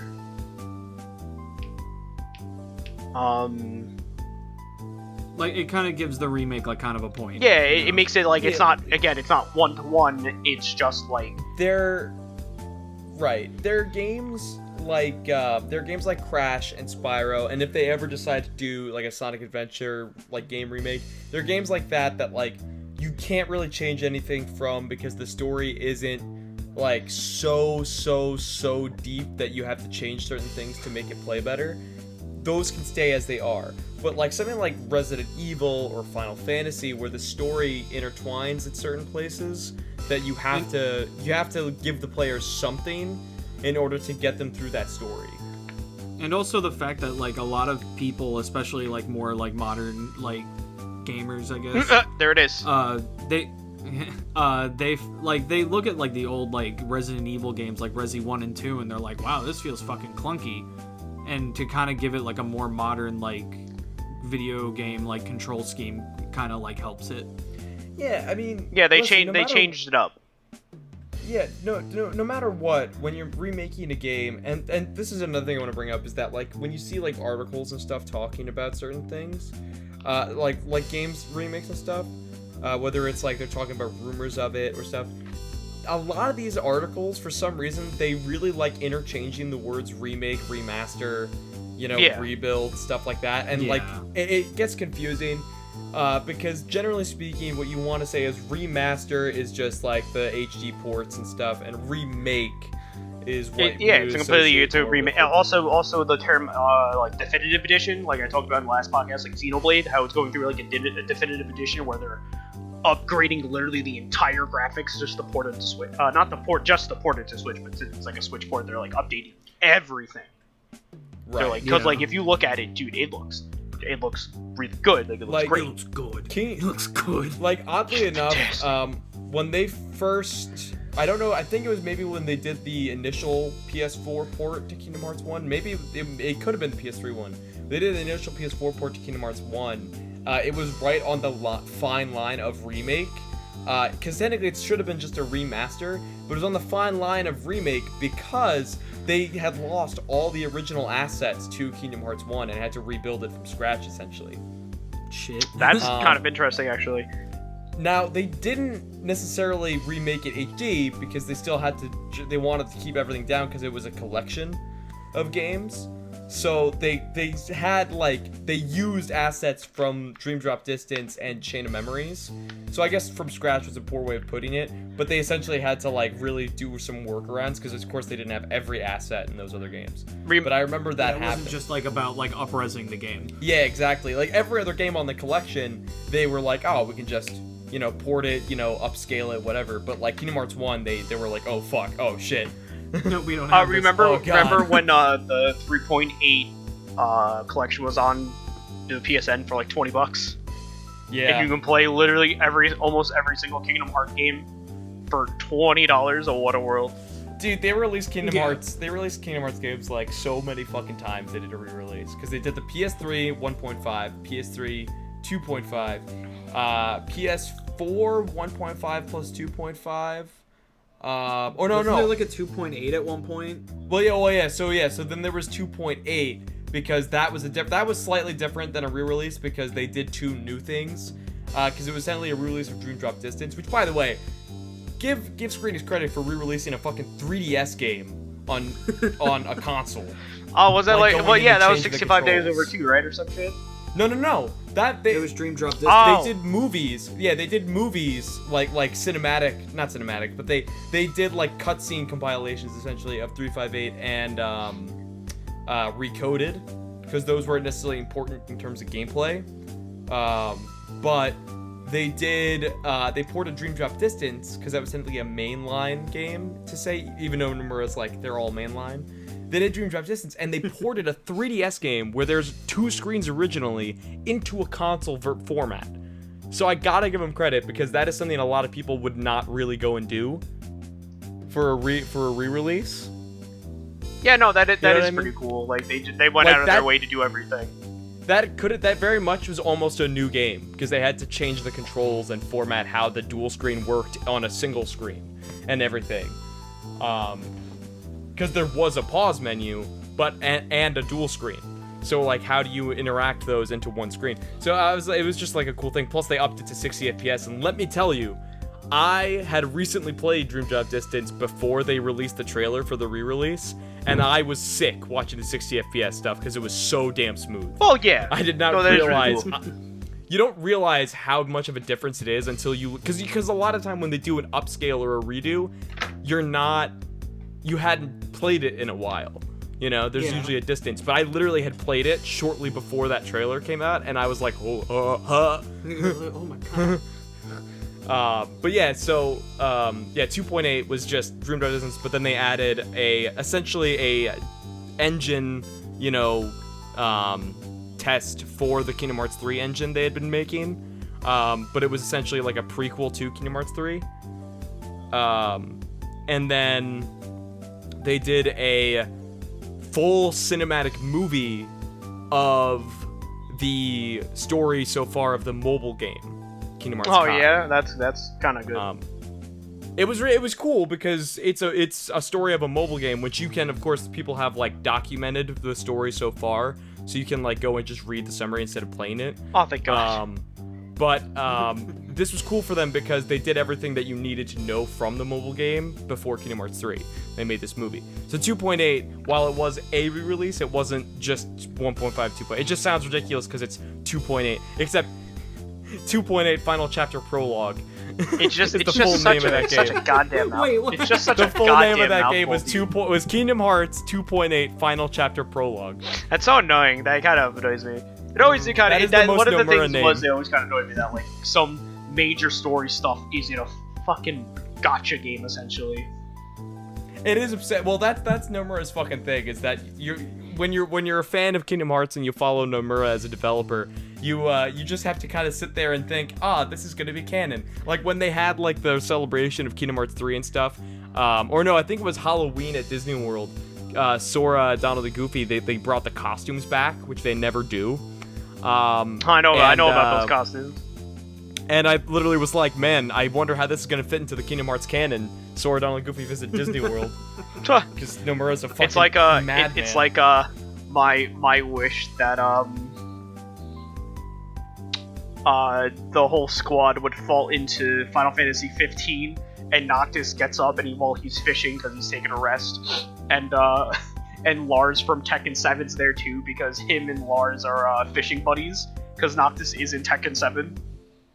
And then that just makes everything like Tekken 7's canon and just Heihachi beating the shit out of like Mickey or something. Dude, Or like or beating the shit out of I'm trying to think like Xehanort. That'd be fucking awesome. Dude, I love my favorite thing with everything going on with Final Fantasy Remake. I was just like, I swear to God, Nomura at this point, because Nomura's big thing, right, is that the big meme with the Square Enix Nomura Kingdom Hearts, the Venn diagram that is that community. Everyone's got a toe dipped in somewhere in that. The big meme is that in Kingdom Hearts 3, there's this thing called VII REMAKE, which was just it was a funny parody in the Toy Story world of Final Fantasy. Oh yeah, not Final Fantasy and that whole thing. Right, but then at the end of the game, in the initial game before the DLC, there was a secret ending that was showing that Verum Rex, or Yozora, which was the name of the main character, was an important character because he was in the secret ending. Because after Sora disappears at the end of the game, he arrives. Spoiler for Kingdom Hearts 3, but it's not really that weird because I'm not explaining why Sora disappears, so you still don't really know. Oh my god. Jesus. So, hey, for all you people that really wanted to play Kingdom Hearts 3, you're not fully spoiled. Go ahead How and old is that game experience now? that Like 2 fucking years pain. It's actually 2 years old, and that hurts Jesus. me. That hurts me. Oh god. Yeah. Really? Yeah, it's 2 years. It came out 2 years ago, and the DLC came out at the beginning of this year. Yeah. It came, Yeah, as they something. say, it came and it went. No. Sorry. No. It's only been 1 year because it came out in 2019. Yeah, it's 2019. It came out and January. The DLC January came out this year. 2019. Yeah. But no, so Yozora ends up being an important part apparently out of nowhere. Oh come on! And it was like, wait, I thought it was just a joke. I thought it was but then, and it's funny too because Yozora means the same thing as Noctis. It was like night sky or something. Oh god damn it! And Noctis was the original main character of Final Fantasy Versus 13 that Yeah, they ripped 13 away verses. from Nomura. I remember that thing. So everyone was like making the joke before the DLC, like, fucking Nomura's salty and he's gonna make Final Fantasy Versus 13 in Kingdom Hearts. And that was the meme. But then the DLC came out, right? And the secret fight, spoiler alert for the DLC, the secret fight is Yozora on the... And by the way, can I just point out, like Final Fantasy Versus 13, how it shows like the city is very realistic, the city in this trailer and like the secret ending and then in the secret boss fight is Shibuya. But instead of 106, it says 104, which is very similar to World Ends With You, so I don't know where that falls in, because World Ends With You characters were in Dream Drop Distance, so I don't know what he's trying to do in that sense, but besides the point, it takes place in Shibuya, and you fight Yozora, and at the end, the ending of that DLC is, there's two endings, there's a Sora loses and a Sora wins. Either way, it ends with Yozora waking up to his driver speaking to him. And let me just say this to summarize it. It's an exact one-to-one recreation of a teaser for Versus 13 from years ago. So the meme, and the funniest part about the entire thing about Salt being like, so he is salty. He is trying to make Versus 13 in Kingdom Hearts. The funniest part is that. True. The funniest part is, hold on. The funniest part is that Nomura literally said in interviews, no, it's not Versus 13. It's not. I swear. And we're like, you just recreated the teaser. This is literally it is. You're a liar. How do you spell that name? What? Nozura? Yozora. Oh, Yozora. Yeah, Yozora. Because I'm trying to find who it is. Oh, yeah, that's literally just Noctis. Oh, yeah, and then the other, funnily enough, because you have to get, like, the teen heartthrob Disney voice actors for the dub, of course. He is voiced by Dylan Sprouse. Dead ass. That's just Riku. Like, that's just Riku's design. Yeah, dude, That's so actually funny. that's actually just Riku. Like, I can get I can get a photo right now and put them side by side. Oh yeah. I'm Dude, going to do it. Like, you can't stop me. Of course, no, it's so funny, dude. Oh And, my! like, Wait! Oh my god! Oh my god! I found a Dude, photo of it's him ridiculous. T-posing. That's funny. And of Riku just T-posing. What? Dude, holy shit! Oh yeah, it's actually. Oh wow. With his. Are you watching like the No, ending? I'm just looking. I'm just looking at Riku and Yozora. Oh yeah. They're just the same. No, Oh my dude, God, that's funny. it was so funny to like see that. And then like, here's the thing: is that like That's funny. Kingdom Hearts 3 was the end of the Xehanort saga or whatever, and like it was like, well, how are we gonna move forward? Is Sora still gonna be the main character? Blah blah blah. It doesn't look like it. It looks like Yozora is gonna become the main character because the ending of that cutscene, he ends up saying the exact same line that Sora does at the beginning of Kingdom Hearts 1. So, which is, knowing Nomura, some symbolic way of passing the torch up to the main character. Oh yeah, great, thanks. So I don't know. I love Riku as my main character of Kingdom Hearts. We're in this weird. It's this really weird state right now where we're just gonna get what Versus 13 could have been, which is kind of cool. But also, it took place in Shibuya, so I don't know why. It's so much, but yeah, just Nomura's a fucking A madman. He's a maniac. He's a mad lad, dude. Like, remember how, like, when Death Stranding was being made and we're like, yo, I can't wait to see what Kojima's vision is, and then it looked like Kojima was never told no because there's, like, weight physics and it's all delivery shit, and you're like, what is this? All Kojima wanted to do was make a horror game with his Hollywood best friend, and that's what we got. His celebrity best friend, and then we got Norman Reedus and the Funky Fetus. It was just so detailed in the weirdest ways, and I feel like I'm so worried that if no one tells Nomura no, we'll get a game that was made for 100 years in development.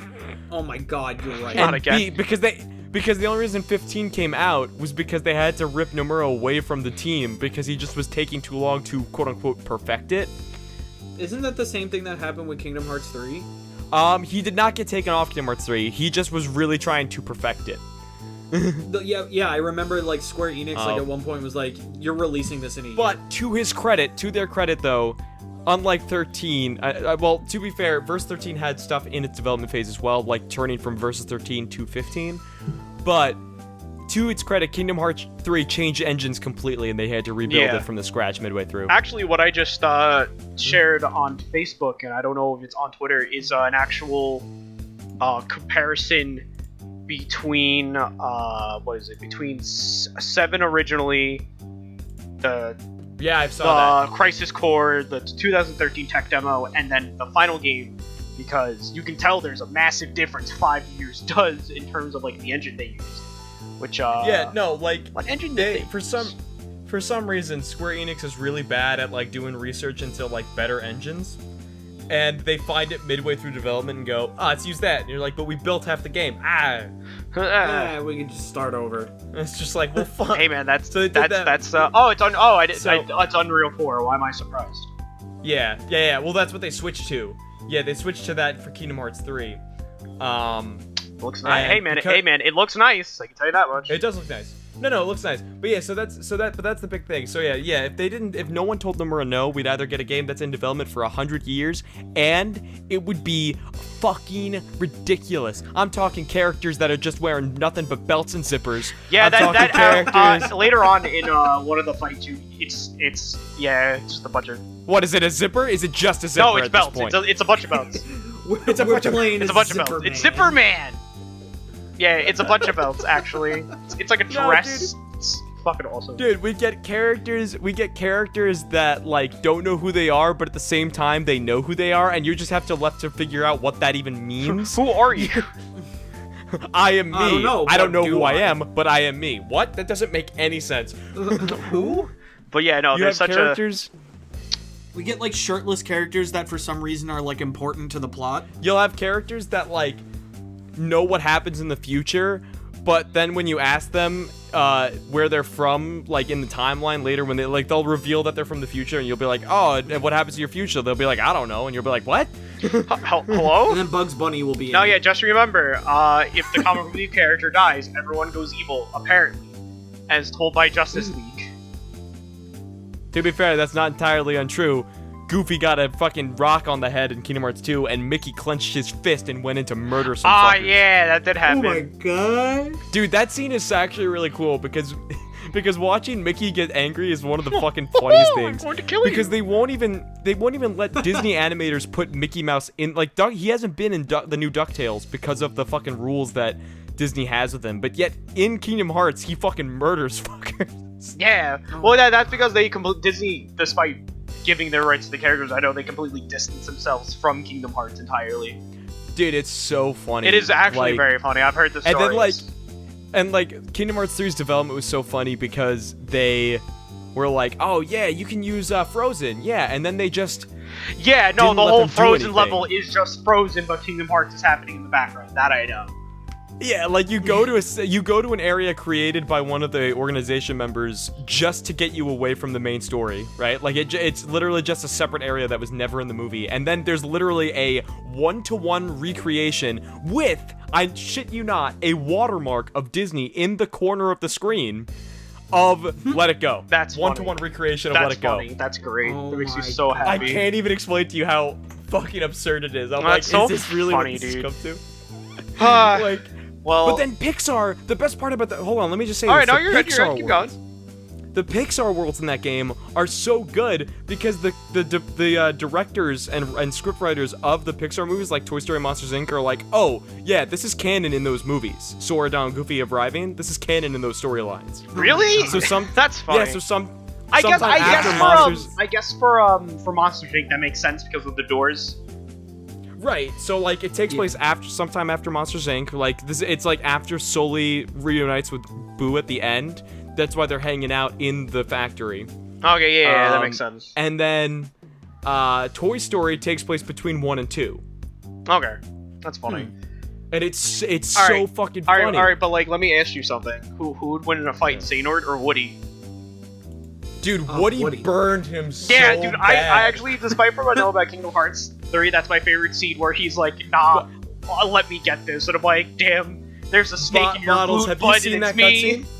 No, I haven't So seen essentially what it is Xehanort fucking doing his fucking I'm the Dark Boy spiel. Yeah. Darkness and the love of darkness and darkness. But it's like young Xehanort because, you know, time travel, that's what the game needed. Yes. And Yes. Woody, again, Nomura never let him go unchained. It will be the end of us. Time travel!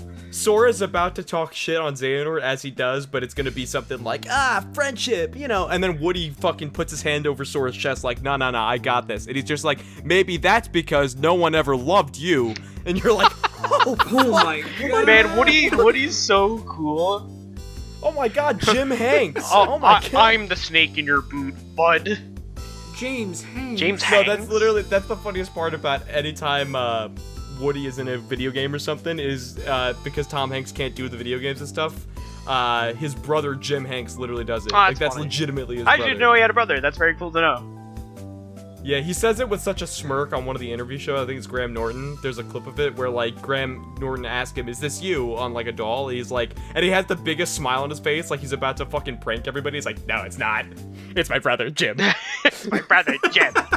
And I'm just like, yeah, Tom pulling the biggest heist ever, getting away with. He's just like, it's funny. He's just like, yo, your He gave childhood a lie. He gave his brother a job and gets to keep doing shit.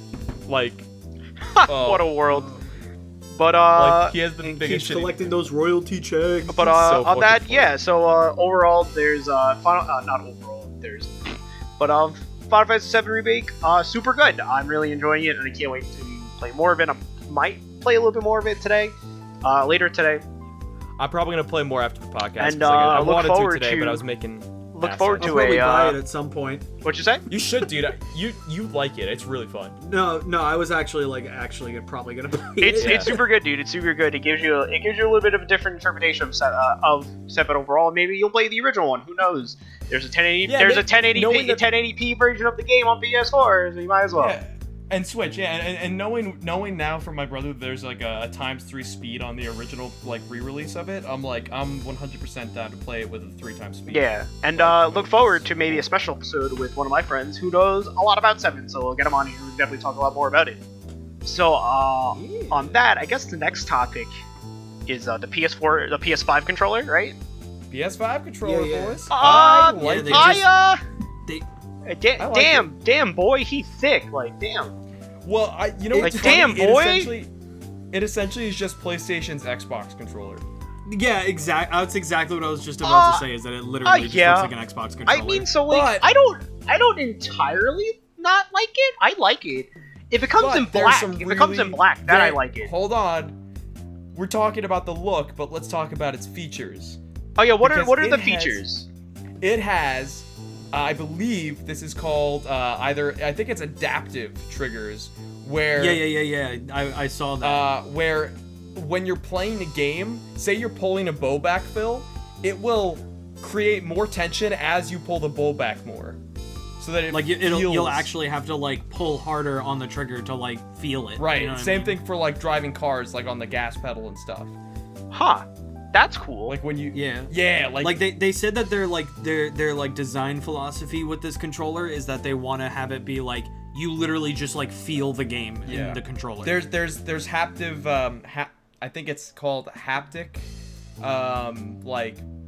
it's haptic something, but it's essentially the vibrations are more in tune with the game, so that it's not just there's like in the current controllers there's like a small and a large, but in these controllers it's gonna respond more to the like whatever happens in the game. You can have like a massive vibration of the controller or a very light one. Okay. It's closer to the switches.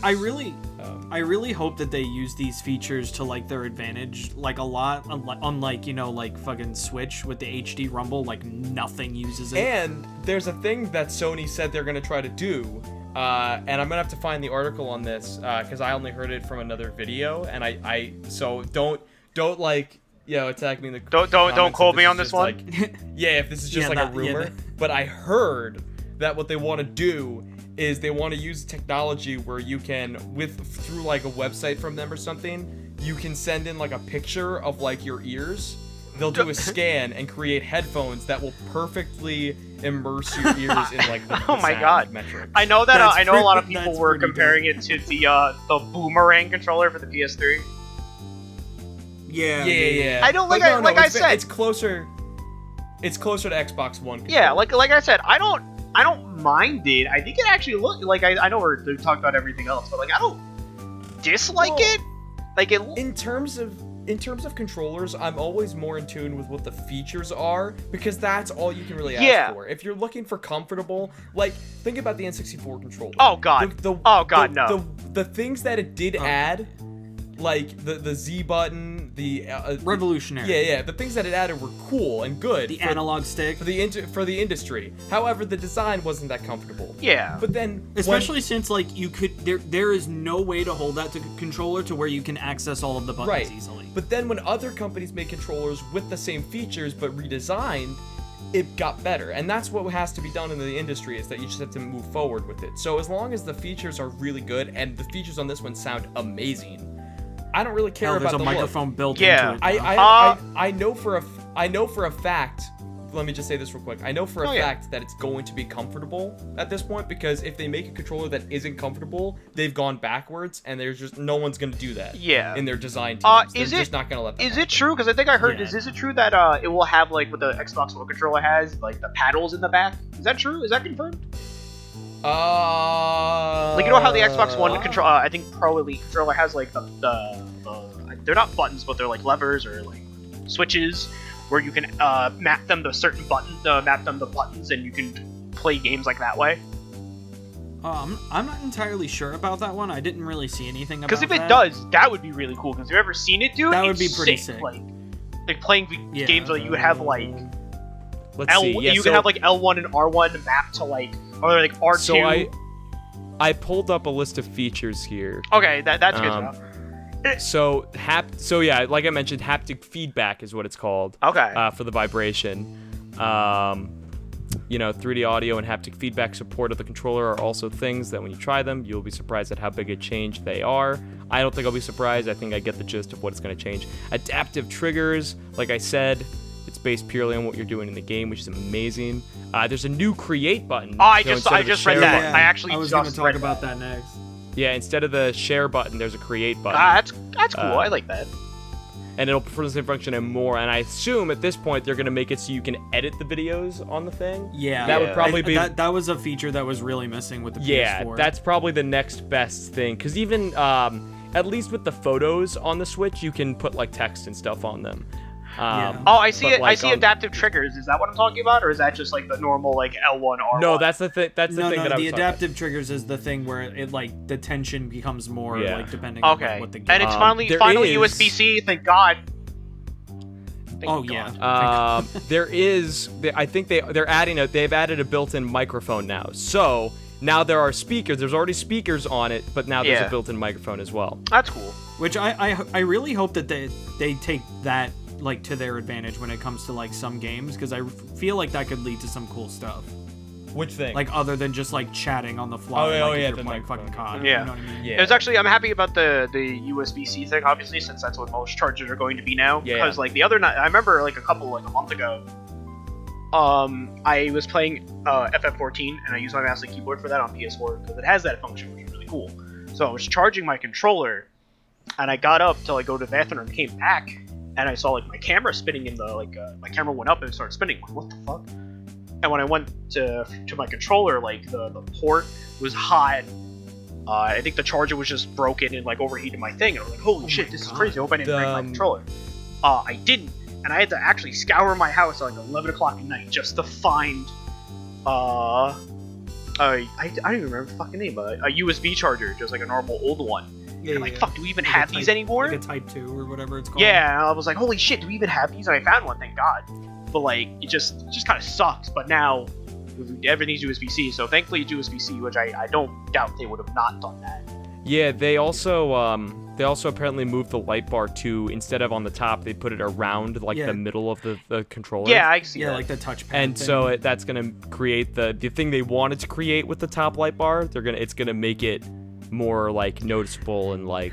Yeah, no, it's actually design. kind of upsetting because like the light bar does a lot of cool things like with certain games. Oh like, sure, but Well, it's gonna do the same thing. It's just in a different spot now. yeah, I know. Yeah. Like the light bar It's more in on your the face. PS4 controller, it's cool, but you don't see. Exactly. Yeah. Yeah, because it's just Like, like, when on you the top, play you're when you oh, play wait, it Guilty is the Gear, right when you pick color. your character, the light bar actually like Or flashes. Spyro when it helps indicate your health. Yeah. Yeah, and it's cool. No, I really like it. The thing that kind of upset me was when they did the PS5 thing, and they were going over like the specs, and you can tell like the dude clearly knew what he was talking about, like about with all like the specs and how they're doing everything. It just kind of annoyed me that everyone in the chat was just spamming Z's. I'm like, well, why are you spamming Z's? This is important. According, Yeah, like- This is like super by the duper way, important to how you play your video real games. quick to what Bottle said earlier about like integrating the built-in microphone into the game instead of just chatting with friends. There is an according to this article, there was an unearthed Sony patent that showed off a little bit of voice control with the controller. Ooh. So maybe, I don't know how. like an Alexa or like Hey Google kind of thing. But there it leaves open what Bottles mentioned, possibly integrating that into the game, so you can like Yeah, like if it's imagine like a voice command game is like or essentially what I'm like thinking. LA Noir, where you can integrate like responses to react to the characters. Yeah, wow, that's even better for like RTS games. Yeah, actually. Yeah, like you could just like be, that's like, actually we're like, hey, like, this troop go over there, or hey, this troop go over here. here. But that's not or one like, of the hey, confirmed features that was apparently on an unearthed It's just patent. like a rumor. Yeah. I don't know. Okay. If it's on this one. Okay, but if that is true, that's really fucking cool. Speaking of rumors, kind of unrelated, but just kind of related to talking about like new hardware that was seen with like a console. Because I actually forgot to write this down. It was just like something I wanted to bring up. Have you heard about the new Switch update? I heard that they added the ability to remap buttons. Okay, so essentially what is being rumored now, which no one knows if this is true or not, or if there's any basis, but apparently there was a new firmware update with the Nintendo Switch that just happened. Oh yeah, it was and like 10.0. Yeah. And people data mined it, and there's like a secret function that may like let it be like have like dual screen like compatibility, which people are like, what the fuck does that mean? Connect to your TV and use the Switch? No, like the Switch will have two screens, like a giant fucking DS. What? Yeah, like people are mad confused. So maybe possibly they're gonna release like an add-on, like the GBA like Lite and whatnot. Yeah, it seems like what people are thinking is either they're gonna come out with like a Switch add-on that adds a second screen to make it like DS-like, which is kind of weird and seems kind of bulky. Especially because the main Switch does have a touchscreen. Yeah, and then like the second theory is that they're gonna come out with like a whole new version of the Switch that has two screens. Well, we've been here. There's still been. Yeah. We still haven't heard anything about the Switch Pro. Yeah. So people are speculating stuff like that, but then people are obviously being like, well, what about if you have the old Switch and then it's not compatible, or what about like the like obvious concerns like when like the new 3DS was coming out. Oh yeah. I know that is super weird. I know that actually this goes back to the last podcast I was talking about, like when I was playing on Gunvolt. I actually completely forgot that in Gunvolt, since it was on the DS, on the 3DS, it had like the characters talking on the bottom screen and you do all the combat on top. But in the Switch port, since I can't do that, it's just the characters talking as you're fighting too, and as you're going through the map, so that can be really kind of annoying. I still think that if they release an add-on, like a physical add-on, it's going to be like a Chromecast style thing, so you can connect the Switch to your TV without the dock, and therefore have two screens. Or it's just going to be a thing where the Chromecast thing would be pretty fucking dope. Or they don't do a physical release and it's just a software thing, and the Switch somehow has a built-in way to do the same thing that I mentioned with the Chromecast thing, but without the physical add-on. But knowing Nintendo, it'll be a physical add-on because they really like. I was gonna say, what the fuck is Chromecast? It's just that you plug it into your back of your TV and then you can. Like the Amazon thing. Okay. What would be? You want to know what would be really fucking cool if they did the thing that you said, where it was like they connected to the TV, so like the TV is the main screen and your Switch is like the secondary screen. Yeah. That would make porting Wii U like games like so much fucking. And guess easier. what? Everyone wants a port of fucking 3D World. Fucking 3D World. Yeah. So, come on, man. Give me less of a reason to own a Wii U. Wii U. We talked about this before. I was like, man, the Wii U has nothing now, and it's like, well, it has like 3 or 4 games. It is 3D World and Nintendo Land, and what if the Switch does what essentially the Wii U did? Then it's fucked. Dude, give me Pikmin 3 on Switch. But the Switch already has a good enough library that some Wii U. Oh, I know it does, but like it could be more. Yeah, exactly. No, that's what I'm saying. Some of the good Wii U games being ported to it wouldn't be the worst thing, you know? Yeah. Yo, you hear about the fucking rumored like HD Mario collection? Yeah, dude. Oh, that'd be cool. Yeah. I hope it's supposedly it's true. Gonna be 64, Sunshine, and Galaxy. I would. Yeah, oh my God. that'd be cool.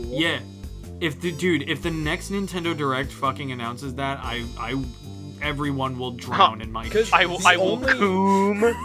The only Direct, like, and I'm not talking like the redo Mario games where it's just 2D Mario but in 3D. Like, the only direct sequel to a 3D Mario game is Galaxy 2. So it makes sense to do a 64 Sunshine Galaxy bundle, rebuild situation. Yeah. It's like to keep with the Crash 3 games, Spyro 3 games thing. The only issue is that Go ahead. The only issue is that, and I saw a video specifically about the Sonic Adventure remake thing, and how everyone's like, I want this, and I think this hints at it, but it doesn't, because it's not, Man, people are talking about like a Sonic trilogy shit. Where's my Sly Cooper games? Come on. Here's the thing. Everything that someone says is a rumor to a Sonic Adventure remake is just a normal thing. It's not. I know that, but like, where's my if there was a game trilogy I'd want, it would be fucking Sly Cooper. Yeah, I get that. But yeah, no, the thing is, the video I watched mentioned that if Sega is going to even announce it, they have to do it before Nintendo officially announces a Mario one, because if they don't, then they're going to be like on Nintendo's heels, copying them, whatever. Yeah. It's not going to look good for Sega. So if they are going to do something like that, they have to. Hey man, Genesis does what Nintendo don't. Remember that. However, there was supposed to be a big announcement for Sonic by South by Southwest that was canceled, and then they said we'll announce it otherwise. But then they literally recently delayed. They just delayed it again. So I'm like, ugh, because I'm not gonna lie, kind of pissed me off. Nintendo can do a direct any time of the week with like voiceover. So like they literally. Well, the thing is that Sega could just drop a trailer. Let's be real. Yeah, but we don't know if they have a full trailer or anything set. They could have just been planning a big announcement. Well, yeah. Well, they could they could just have the Sonic Twitter be like, "New game. This is it. This is our idea." Yeah. Boom. I don't know. Well, they also like doing the announcements through like their streams and stuff lately, if they're or have it be a part of a Nintendo Direct. Like, I don't give a shit how you do it. At this point, just do it. God, unless they're announcing a new console, they can do it during a Nintendo Direct. Yeah, exactly. What Sega just announces a Sega console again? Yeah, like a fucking Dreamcast 2. Dude, if let's they go. Dreamcast 2. Dude, I'll die the day that they do that. Dreamcast 2, this time it's personal. I will literally die. Dreamcast 2. The dream is cast. Oh my god. The dream is not. And the game that comes with it is a fishing game. Yeah, it's Sega Bass Fishing HD remake. Yes, Sega Bass Fishing 3. Let's go. No Sega Bass Fishing HD. There's a crossover with Final Fantasy. You get Noctis. Everyone's fishing, having a good time. They re-released the fucking fishing controller now with haptic feedback. Yes. Oh no! Yes, we need it. You're right. Bro, that would make the Sonic Adventure remake Big the Cat. Let's go. Dude. No, my brother was like, yo, but they could change Big the Cat. And I'm like, no, don't change him.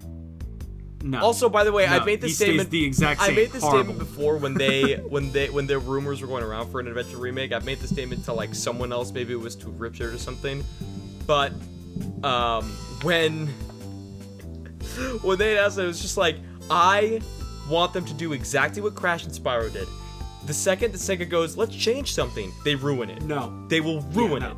They They'll ruin like a Sonic game. Exactly. They will make it. They'll add boost.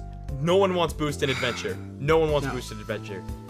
Just keep it the same. Just do it. Just rebuild the assets. That's it.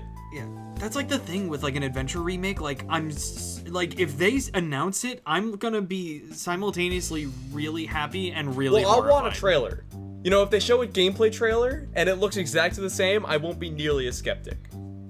I'm still gonna be as skeptical because they announced and showed classic Sonic for like Forces and it looked fine and it felt terrible. No, that's true. But for Adventure gameplay style, all we need to know is that there's no boost and that it looks like Adventure. Bruh, if like one of the like title cards for like the Sonic Adventure remake trailer is literally just like no boost, I will die. Now featuring nothing different. It's just the same game. It's just the game. It's the same game with HD graphics and the new voice actors. That'd be cool. That'd be really sick. Ryan Drummond. Ben Schwartz. Ben Schwartz. That's true. But my boy Ryan... Bro, there have been rumors going around saying that Ben Schwartz is going to be replacing Roger in the games because Roger's retiring. Yeah? I saw those, but I haven't heard anything from Roger. Yeah, I haven't... That he's retiring. Yeah, I haven't heard of anything of Roger, like, retaring. Literally just, like, the post that says that Ben Schwartz would be replacing him. Yeah. No, I've seen the same thing you're talking about, and I honestly don't fully believe it. Because, to be honest... Sega would be making a big leap because Sega's connection to the Sonic movie with Ben Schwartz is not as much as people think. They have enough lead to assist in certain parts of it, but it's still Paramount's thing. It's the directors and the writers. I keep forgetting that that Ben Schwartz, aka John Ralphio from Parks and Rec, is Sonic, and it's just weird. It's really weird when I go watch the new episodes of DuckTales and he's still Dewey. and he's fucking Dewey. Oh, he's Dewey? Yeah. Yeah. Dude, he's every 90s Blue character. Yeah, he's also Leonardo in Rise of that I heard too. Yeah, he's every 90s Blue Oh, character. that was something that threw me off about DuckTales, is that Donald speaks like a person. No. That's only twice. Oh, it's only twice, but he's still talking. Right, yeah. Oh, yeah, he does? Okay. The first time is at the season 1 finale, because it's like an epic climax thing, and they're like, I can't understand you, so Scrooge, like, shoves a fucking, like, device down his throat that, like, makes him speak like Don really Cheadle. Cool. I like that. And then the second time is a recent episode, actually, when the genie from the movie comes in, and Donald unwittingly makes a wish that everything was just normal while they're looking for the lamp. He ends up touching the lamp while making the wish. And the genie makes their lives, aka normal, like a sitcom, but literally a sitcom. And Donald, in a normal voice, is Don Cheadle again. Don Cheadle? Yeah, dude, War Machine. Fucking War Machine. Let's go, Don Cheadle, the man. Dude, it's so funny. No, that's really cool. I like my favorite thing is they did like a funny interview thing with Don Cheadle when they first had him voice Donald at the end of the first season of DuckTales, and the fucking subtitle, because it was right after Infinity War. Oh yeah, it was like Thanos Survivor. Yeah, it was Thanos Survivor. Oh, Thanos Survivor, Don Cheadle. That's so great. I was like, that's amazing that Disney, like, dude, the humor in DuckTales is so good because it's literally like Disney just doesn't watch them. No, I've heard it's like actually I really gotta good. fucking watch it. Dude, it's so good. Like the biggest thing they did was the end of the second season is a whole like big space thing, and the entire thing is scored by an epic orchestra version of the Moon theme. Oh, that's really cool. Yeah, that I saw. It's so good. And they actually, because their mom is in the series, when they were doing an episode with her. Oh yeah, I did see that. Where they actually go into the story about it. Yeah, she sings lyrics to the Moon theme as like a lullaby. Oh yeah, I did see that. As like a lullaby she did for the boys. That's really cool. What I want to know is because so cool. Miss Beakley, the maid to Scrooge, is the grandmother of Webby, like the girl of the crew. Yeah. She's the grandmother. Who's Webby's mom? That's what I think the next big arc should be. Oh, that'd be really cool. I'd like that. Because if the grandmother is like because Miss Beakley is like part secret agent as well. That's why she's with Scrooge as his quote unquote maid. Yeah. If that's the case, who's the mom? That's what I want to know. Or maybe her parents are both related to that life, you know, like that. Like, there's so many cool fucking things that they've set up, and they actually, in a recent episode, they actually put in Chip and Dale Rescue Rangers as like a cameo. Oh, really? Yo, nice. Ooh, that's dude, cool. Dude, it's so good because like they showed them. All right, real talk. Where's my Tailspin revival? They're actually also set to appear in the season, Tailspin. Oh my god, really? Yeah, they're literally, DuckTales has become the Disney afternoon show. Dude, it's so good. No, that's here's the thing. Sick though. So Goof Troop Goofy is who appears in the Genie episode. Yeah, and I saw that. Even though it is a wish sequence and not all real, they make the joke at the end that Goofy was real somehow in the cave with them. Yeah. During the adventure. So Goofy is established there. There's a neat moment that I think I retweeted on Twitter where he's showing Donald a bunch of pictures of Max, and at the bottom of the photos it's him and Roxanne at the prom. Him and Roxanne at the prom. So Max just smashes Roxanne. Oh my god. Like, let's go. Well, it's so funny because in an Extremely Goofy Movie, which is technically a sequel, even though it was straight to DVD. No, hold on.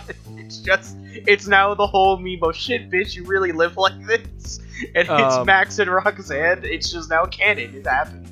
Like, in Extremely Goofy Movie, Roxanne is just gone, but she was the whole purpose for the adventure well, not the whole purpose, but she was the whole reason why Max lied in the first Goofy movie. Yeah. So it was really funny that she was just not mentioned at all. In an Well, extremely really, goofy well, movie. realistically, an extremely goofy movie is just goofy story. Realistically, It is, but also Yeah, to their that's credit, it was just straight to DVD, mindless. You know, was it? That movie was straight to DVD. it was extremely Wow, goofy movie was straight to really? DVD. Yeah, Goofy movie. The first one was not. Yeah, okay, yeah. No, that one, Yeah, that one, they're two I separate. actually had no but idea. extremely that was goofy straight to movie DVD. was straight to DVD. Huh, interesting. That's something you learn new every day. But yeah, so but the thing is, they showed a thing at the convention, at like Comic-Con like a year or so ago of season 3, like a poster for it, and it shows like all these Saturday afternoon characters. Yeah. And what's funny about the Chip and Dale one is that it's an episode specifically centered around Dewey and Launchpad, and they literally just appear to help them get out of like a cage. They have no lines. The only thing is they build their little ship, their little blimp, and in the background as they're doing is the theme song to Rescue Rangers. The entire time. That's cool. Every time they appear, it's they do the theme song to Rescue Rangers again. Is it all of them, or is it just Chip and Dale? Chip, Dale, what's it? Gadget was the name of the girl? Yeah. Gadget and the mustache one that I can't remember the name of. Montgomery. Yeah, Montgomery. Yeah. It's all of them. Yeah.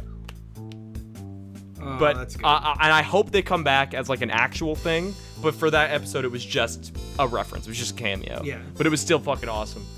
Oh, that's still really cool, though. Man, I really gotta... There's a bunch of shows that I actually have to sit It's down great. and watch, and during this quarantine, I haven't been really doing anything. Well, not quarantine, but during this whole, like, staying home movement.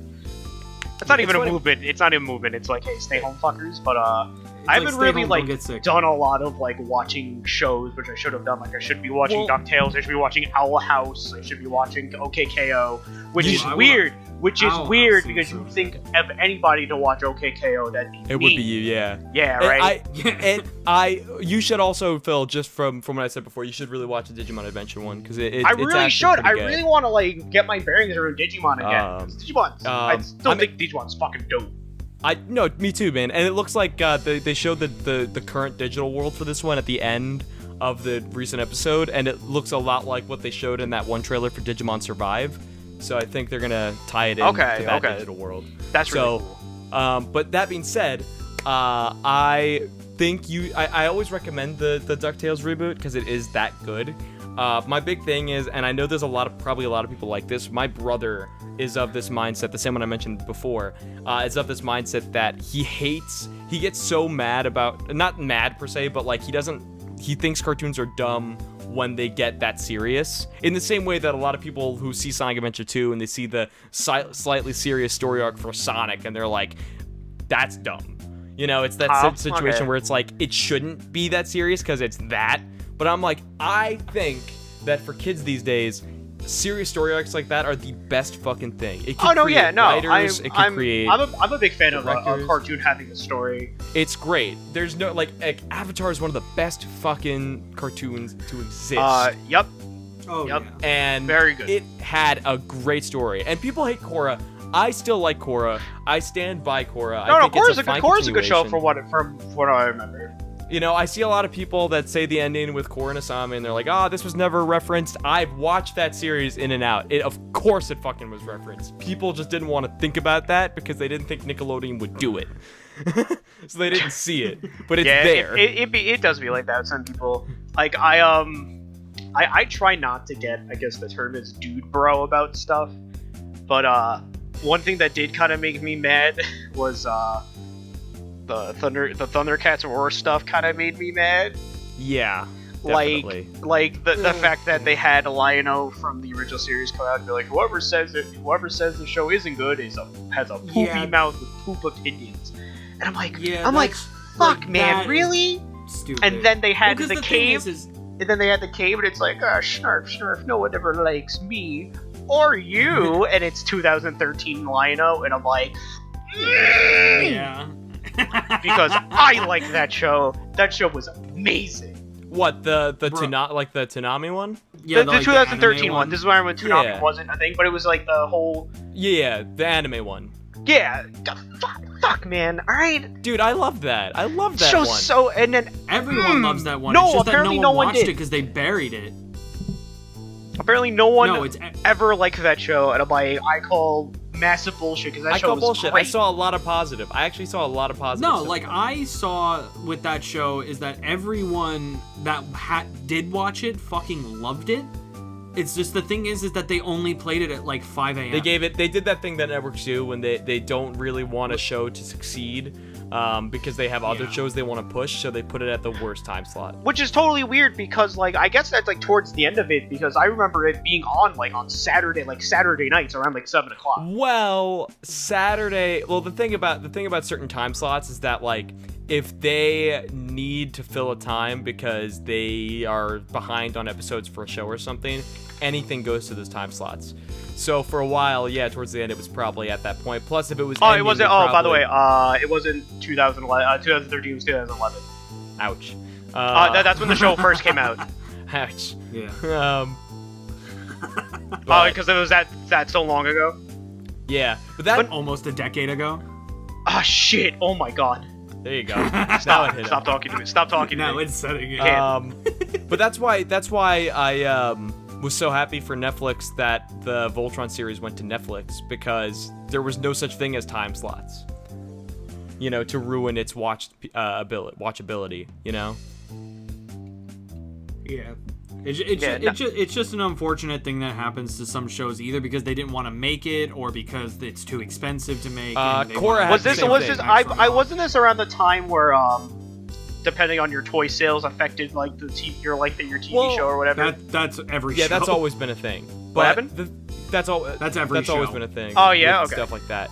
But the thing is, so Korra had the same situation.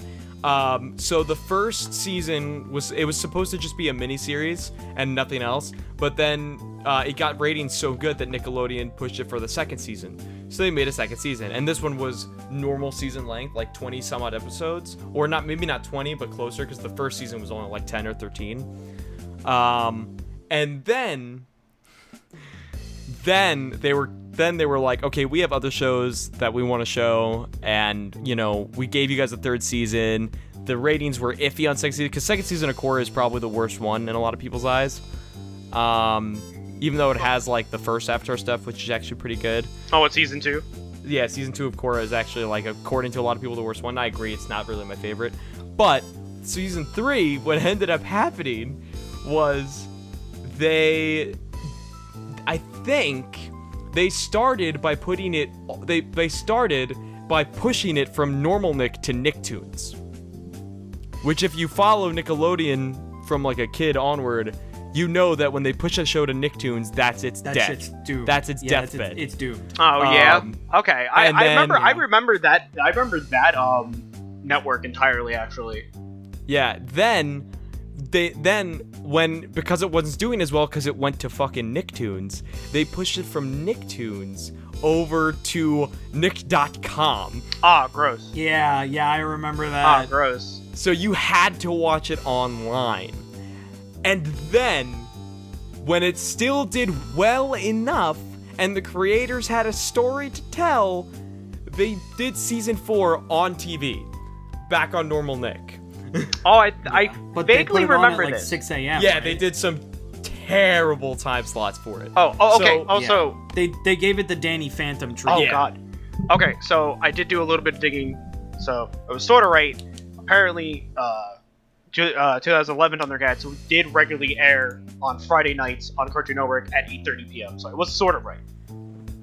Which is kind of late for a Cartoon Network. I mean, show but to it wasn't. But it honestly be wasn't airing like new episodes. it was probably part of that whole like not like the Friday nights that they did way back when, but it was part of that whole like, hey man, you're ready, instead of like kiddie cartoons, here's like action-packed cartoons. Yeah. Which No, I get it. Which, real quick, hot take, I really do kind of miss super action cartoons, not gonna lie to you. Oh, everyone does. Okay, dude. cool. I know, I definitely know I'm not like the only one, but like, fuck man, give me back like all that cool shit from like 2005 to about Oh, you know what other 2011. show fucking had? Yeah, you know what other fucking show had that fucking like Danny Phantom, Korra, fucking Thundercats treatment? Yeah. Fucking Symbionic Titan. Yes, Oh, I knew you were dude. gonna say that. That Dude, show Symbiotic Titan was fuck. getting to be really, really good, and Yeah. then it just ended, and I'm like, what happened? Yeah. It's just because, dude, it's either the show is too expensive to make or the network just wants a tax write-off. Yeah, Well, and what you're talking about, like what you're talking about before, like airing at like 5 in the morning. I do remember waking up one day and watching, like I remember waking up, turning the TV on in like high school or some shit, and I saw an episode on. I'm like, that's weird. How come this is on at like 5 in the morning? Yeah, it's not only for like the tax stuff and everything too. Like I said earlier, it's also if they make a new show and they want that show to succeed because it hits everything the PR team wants it to hit. So they want this show to succeed. They replace it with the time slot and push the other one to some other time slot. They're like, it'll be fine. People like it, but it won't because it's on a time slot that no one can watch it at. That's upsetting.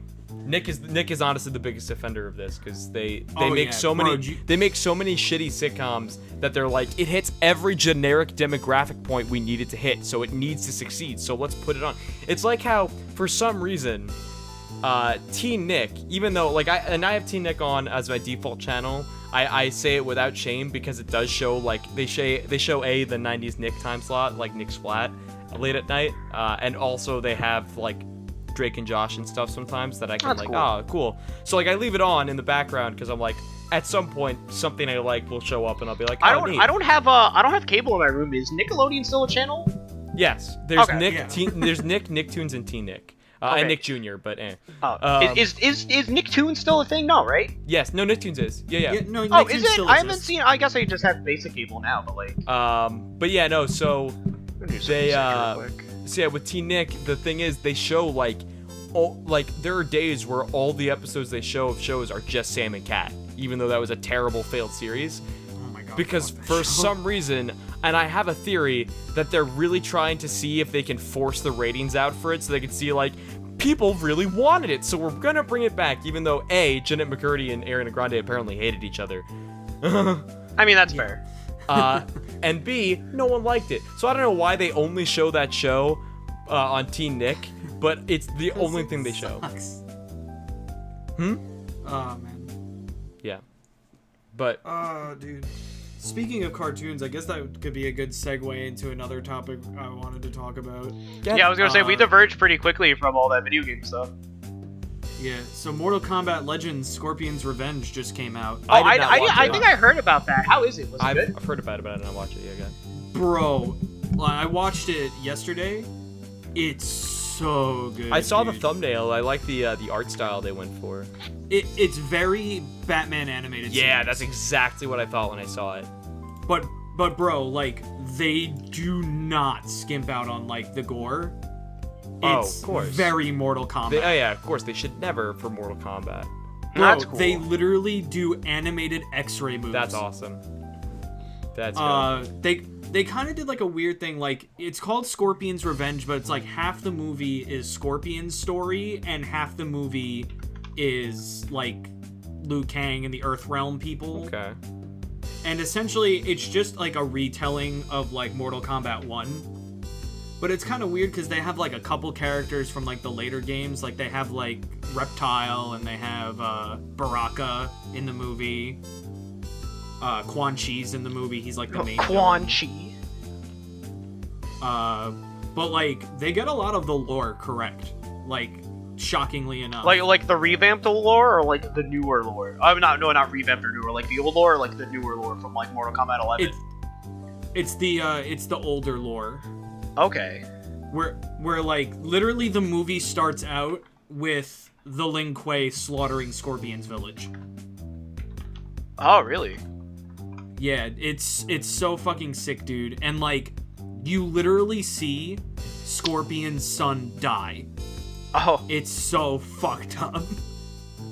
And then like essentially like what happens is the scene, I don't want to like spoil the whole movie, but like this part was like really cool. It's literally the first 5 minutes.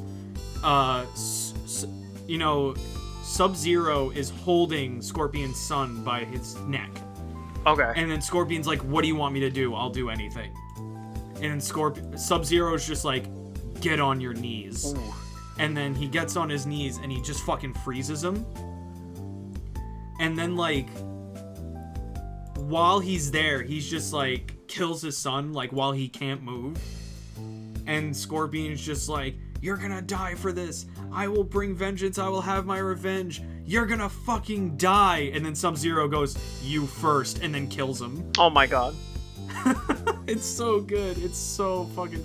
Johnny Cage is so funny. Yeah. He literally. Okay, that's good. Literally, when he first gets to the island, he is like convinced that he's in a movie, like on set. Like he doesn't realize that like the tournament's real. That's funny. And like all of the action scenes are so fucking good. That kind of brings me back to like the Street Fighter Alpha movie, and the Darkstalkers movie like animation, like Night Warriors, and to a further extent the not King of Fighters, but I think it's not Final Fight, Fatal Fury animation or not like movie. I didn't even know that they made a Fatal. They did make a Fatal Fury movie. Well, it's because like Fatal Fury and Kingdom Hearts, Fatal Fury, King of Fighters, and Final Fight are all in like the same universe. Yeah, thing. essentially. Did you guys know there was an Animal Crossing movie? No, I didn't actually. That's weird. I found this out a couple weeks ago. There is an Animal Crossing movie, and I think if I'm incorrect, I'm looking it up right now just to make sure I'm correct. But as I say it, I believe it was made is made by distributed by Toho. Oh yeah, that's kind of funny. Made by OLM Inc., which I don't know exactly who that is. So essentially it's exactly what an Animal Crossing movie would be. The characters all look like the characters. They actually do a neat thing where they play the exact music that would play in the scenarios where you need it to. It's and someone posted a link to it somewhere a while back during the release of New Horizons, and that's how I heard about it. Oh yeah. But I just looked up. I see like the screenshots and shit. Yeah, it surprised me. Yeah, but there was an Animal Crossing movie. I don't know at what point. I think it may have been around City Folk, maybe. But it, yeah. You know what that kind of. You were know saying? what that kind of reminds me of? Have you ever seen the Nintendo versus Sega anime? I have a little bit, yeah. I've seen tidbits. I didn't watch it in full. Yeah. Like it's literally everything like but in name. Like the main character is literally just Sonic, and the villain is Mario, and it's like a territorial like fantasy anime with so much fan service. Yeah. Yeah. Well, what is it called again? I can't remember what it was called. I'm gonna look it up. Oh, also, Dude, there's some heads crazy stuff. heads up. There are two. I think. Oh no, there's one. Never mind. I'm an idiot.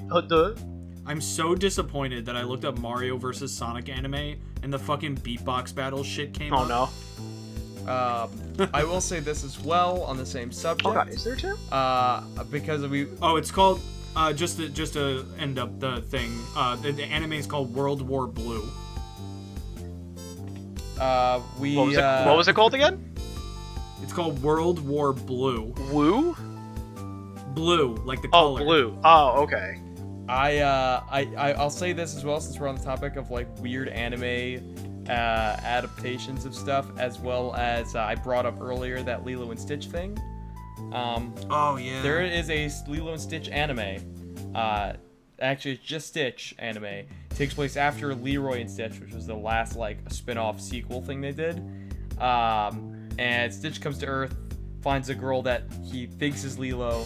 I don't know if she's related to Lilo, but he thinks she's Lilo at first, and then she's not, and they get along. And you actually end up seeing what happened because he meets up with adult Lilo. And it's a very sad moment because I remember watching it and being really upset way back when. But I recently saw someone talk about it on Twitter because Lilo and Stitch was trending because of the Tumblr thing I mentioned earlier. And someone brought up the anime, and I was like, oh yeah, because it actually had the opening to that Lilo and Stitch anime was done by the Pillows, who did the music for Fooly Cooly. Oh, that's really cool. So They would do a Lilo and Stitch it was a soundtrack weird, one day. It was a weird trippy thing. The opening includes like Stitch, Bleakley, and Jumba doing like a rock band performance. And it shows like the female Stitch doing it and shows Stitch trying to impress her. But then while he's on stage, another like red Stitch looking alien is like trying to woo her as well, and he gets mad and starts attacking him with the guitar. And it's all very in character. And then at the very end, the fucking like background of like the starry sky breaks and it's a box on the middle of the Hawaiian beach. Well, that's cool. It's just really funny. Man, I actually might try and go back and watch the Street Fighter Alpha movie because it looks sick. I think there's a couple of cool scenes in that movie. I think there's one where I think Chun-Li fights Vega and it's really cool. I think there's a scene where like Guile beats the shit out of like Ryu or something. Because like I think they walk into a bar and they're like someone's looking for someone, and I think like Ryu and like Guile fight and he just beats the piss out of him. I'm trying to go back. It's really cool. If you actually haven't watched it, I'd recommend it. It's old, like super old, but it looks cool. And I know that like America, like I know like with Darkstalkers, like when they did their animation, America tried to do their own thing, and then looks fucking awful. Have you ever seen it? Like the comparison between the Japanese dogs, I guess not Darkstalkers, but like Night Warriors, like Vampire Savior, whatever you want to call it. Have you've never seen this? No, I've never. Yo, seen hold it. on, I got you real quick. I'm the man of like, I am the man of shitposting, but like, dude, this is pretty rough. Oh my god. Yeah, that's true. America made their What? own Darkstalker show. It didn't really go out very well. How do you fuck up Morgan? Can't make her too sexual, bud. Morgan. No, that was like America back then, I guess. I don't know. Was the Japanese anime, was that done by Sunrise? Sunrise? I don't know. I do have it up. It's the animation company that did Gundam Wing, because that looks like Relina. Oh yeah. It does look a lot like a fucking Gundam anime. I'm not gonna lie. Well, who did? It also kind of looks like the old JoJo OVA. Yeah, it does. No, it was actually done by Madhouse. Oh. Yeah, that is definitely. They must have had people that worked on Gundam Wing or something, because Phil, I'm sure you've seen Gundam Wing. That Of course I literally have, dude. looks Come on. Of course, that literally looks like Relina. Gundam Wing, my least favorite. Dude, I love Gundam. Of course you would. Well, it was also the first. It was one of the first anime ever. Well, again, like Madhouse did Trigun. They did. Oh, they did a Bomberman show. That's cool. There was. Wait, hold on. Oh, okay, never mind. I saw Pet Shop of Horrors. I went, wait, what? I was like, that can't be right. Oh, Madhouse also did Card Capture Sakura. That's kind of cool. Madhouse did Kirby Right Back at You. That's cool. Yo, nice. That's kind of cool. I was actually gonna go bring that up super quick and ask, since we were talking about like Sega and shit like that, what's one of your, I guess, favorite Nintendo properties, I guess you can say? Punch Out. What'd you say? Punch Out. Yeah, that's kind of cool. I like that. That is tough because I know I had like a favorite one that wasn't just like one of their staples. I was going with like their staple, like their own thing, like Nintendo did this game specifically. Yeah, I'm trying to remember what my. I wish they would do something with Star Tropics, like literally anything. So I think. Well, I am gonna go with mine, because unless you count like maybe 1 or 2 games, there literally is not a bad version of this person's game. It's Kirby. You're not. There wrong. is no There is not a bad Kirby game. I've even looked them up. There's not a single bad Kirby game. At least I could be wrong. I'll do it again. The only Kirby game that I really don't like playing is Kirby's Dream Land 2, but it's not because it's a bad game. I think it's just kind of annoying to play. That's kind of what? I'm sorry, you cut out a little bit. It's just annoying to play. Okay. Because sometimes, because 100%ing that game is kind of annoying, because you have to go back into the level with the animal friend, and then you have to keep it for the whole level, and it's just It's kind of annoying, but like that's not a fault of the game, and like it's not required. So you're saying it has to be Nintendo only? It can't I would say like a third-party Nintendo IP themselves, like like Mario, Okay. Kirby, So Zelda. Nintendo IP, I'm going with Splatoon. Okay, I guess I would count. I just like the aesthetic. The world is good too, like the Octo expansion for Splatoon 2. Yeah, was like I know, amazing. I would say that would count. That's probably my favorite like Nintendo one. However, if there's third party involved, Astral Chain is fucking amazing. Astral Chain's great. Astral Chain's a really cool game. Because that is technically a forgot that game Nintendo came only out. IP made by Platinum, but it's Yeah. still Nintendo's own. No, that game's super good. I've seen Fucking a love lot of cool Astral stuff on it. If honestly, dude, if they wanted to do like a male and female character for Smash, they should have picked them over Byleth any day of the week. That would have been Oh, awesome. absolutely, dude. That would have been so cool. I didn't even think about that. Dude, Had they have been able to do Mecha that. Robo that would've stands. been As soon as really I saw that, I They- went, they what? They have Bayonetta, who is also Platinum. They could have done Astral. Well, Yeah, Fighters Pass everyone is would have too. been happy with that. Fighters Dude, they Pass literally too. could have done anybody else. Yeah. Although it would be cool to Like- have a it would be cool to have a platinum rap, but we've been over this before. But dude, fucking man, I love Kirby games. All right, like real talk, I'm gonna get into that. I love Kirby games. Kirby games Okay. are great. Kirby's great. Dude, Kirby's so good. And I- honestly, the music cures depression. It has to. It's a fact. Like it's a Kirby fact. music is You're Kirby not music wrong. is really good. Kirby yeah. music cures depression, like 100%. Because there's not a single song you can listen to on that soundtrack without being pumped or without getting happy or dancing or all three combined. Oh, fuck. Like yeah, dude. actually, Mar- there's no difference. I love it. Marx's theme is like one of my favorite boss battle themes like ever. Oh, it's so good. I love like DDD's Or, like, theme is really Galactic good. So you want to hear about music that I mean is so good That it fucking just, that it lifts slaps. you. There's like Anything. From Jet Set No, Radio. no. Well, yes, Jet Set Radio. yes. But anything done by and I hope I don't pronounce this wrong, Hiroyuki Sawano. He is the composer for specifically in terms of gaming, Xenoblade Chronicles X. Oh, there it is. Yeah. As well as animes like Guilty Crown, and I think he did Alt Noah Zero, Fates. I think he did stuff for as well. But he's the one that like a lot of his music is just like really nice orchestra stuff with some beating drums and then like sick vocals. So you know it when you hear it. It's so good. It's always so good. No, that's fair. That's Do you know what I'm talking about, Phil? I think so. What's his name again? How do you spell Chinese or Japanese, whatever you want to say?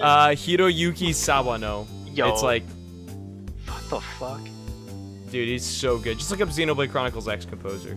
That's probably what I would. That's probably what I would do. It's so he is That's like Xenoblade I found Chronicles. there's a compilation of like his songs from anime and stuff on YouTube, and it's so fucking good. Like that shit fucking slaps. What's funny is that you're gonna. Oh yeah, I'm gonna hear this. I'm gonna see this. I'm like, oh, what did he do? And I'm gonna look at it and be like, oh, there it is. I'm just gonna do it. I'm like, oh, who's this guy? And I'm gonna be like, oh, there it is. Yeah, let me I'm see. actually, I'm actually looking did- up right now just because I'm gonna see it and be like, oh wait, I know what this is. Let me Yeah, look through. he did. It should say Soul Link, games. Project Blue Earth, Blue Exorcist, Guilty Crown. Oh yeah, I think I know who he is now. He did Kill a Kill. Oh, he did Yeah, Kill la Kill, Attack on Titan. He's the Versus reason. Guilty He's Crown, the yeah. reason. Yeah, he's the reason for the songs like the one they did in that merges well with Live and Learn, as well as Crush 40. my which- bo- oh, yeah, he was I on know Gundam exactly. Unicorn. That explains. Yeah. until my I think Oh, it's I know. other- Never mind. Yeah, he did the music for Gundam Narrative too. That's The other song interesting. that's in Kill a Kill, the one it's like I gotta find out who killed my dad. Yeah. Oh yeah. Oh, he's doing the music for Hathaway's Flash too. Oh, that's sick. Oh, that's really cool. Yeah. Okay, I definitely know who this Yeah, guy dude, is. his songs are always. Whenever I hear a song in anime and it sounds like that, I'm like, oh, it's him. It makes me mad because like personally, like I remember like everybody talks about like they're all like, oh, my favorite anime director is this and story writer and blah blah blah, blah. And I'm like, I like music.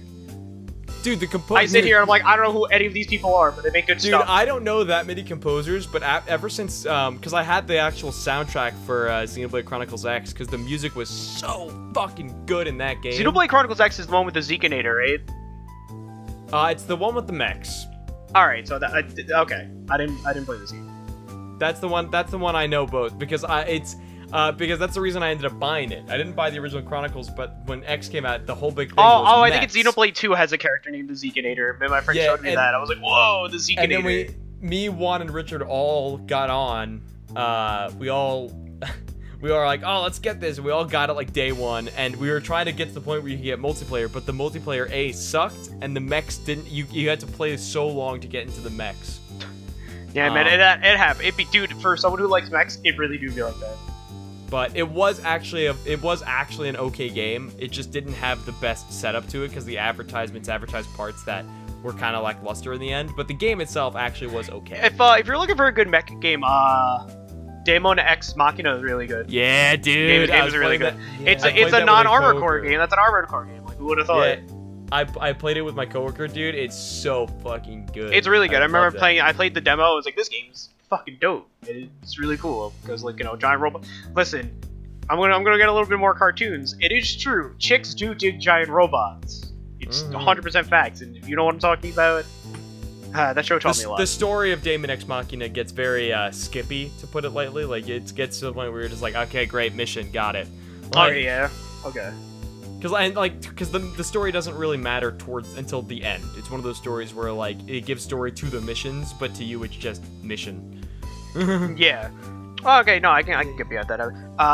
It sucks because, like, some games I'm like that. I'm like, okay, cool, I'll skip some dialogue, whatever. Because there's some dialogue I'm like, cool, I don't give a shit about, which is really bad because something's gonna happen. I'm like, wait, what was that about?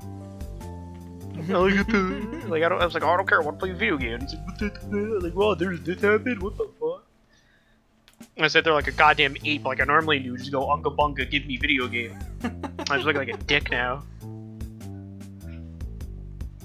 Oh boy, but oh boy, who boy, as Mr. Sojiro from Persona 5 would say, who boy.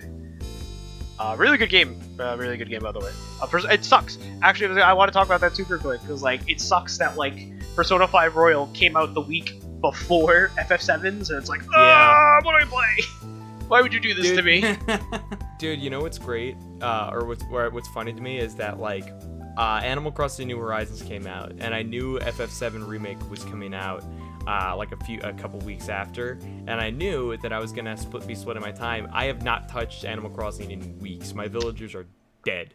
Oh, dude, how much are those turnips selling for, bud? You know what's funny? 0.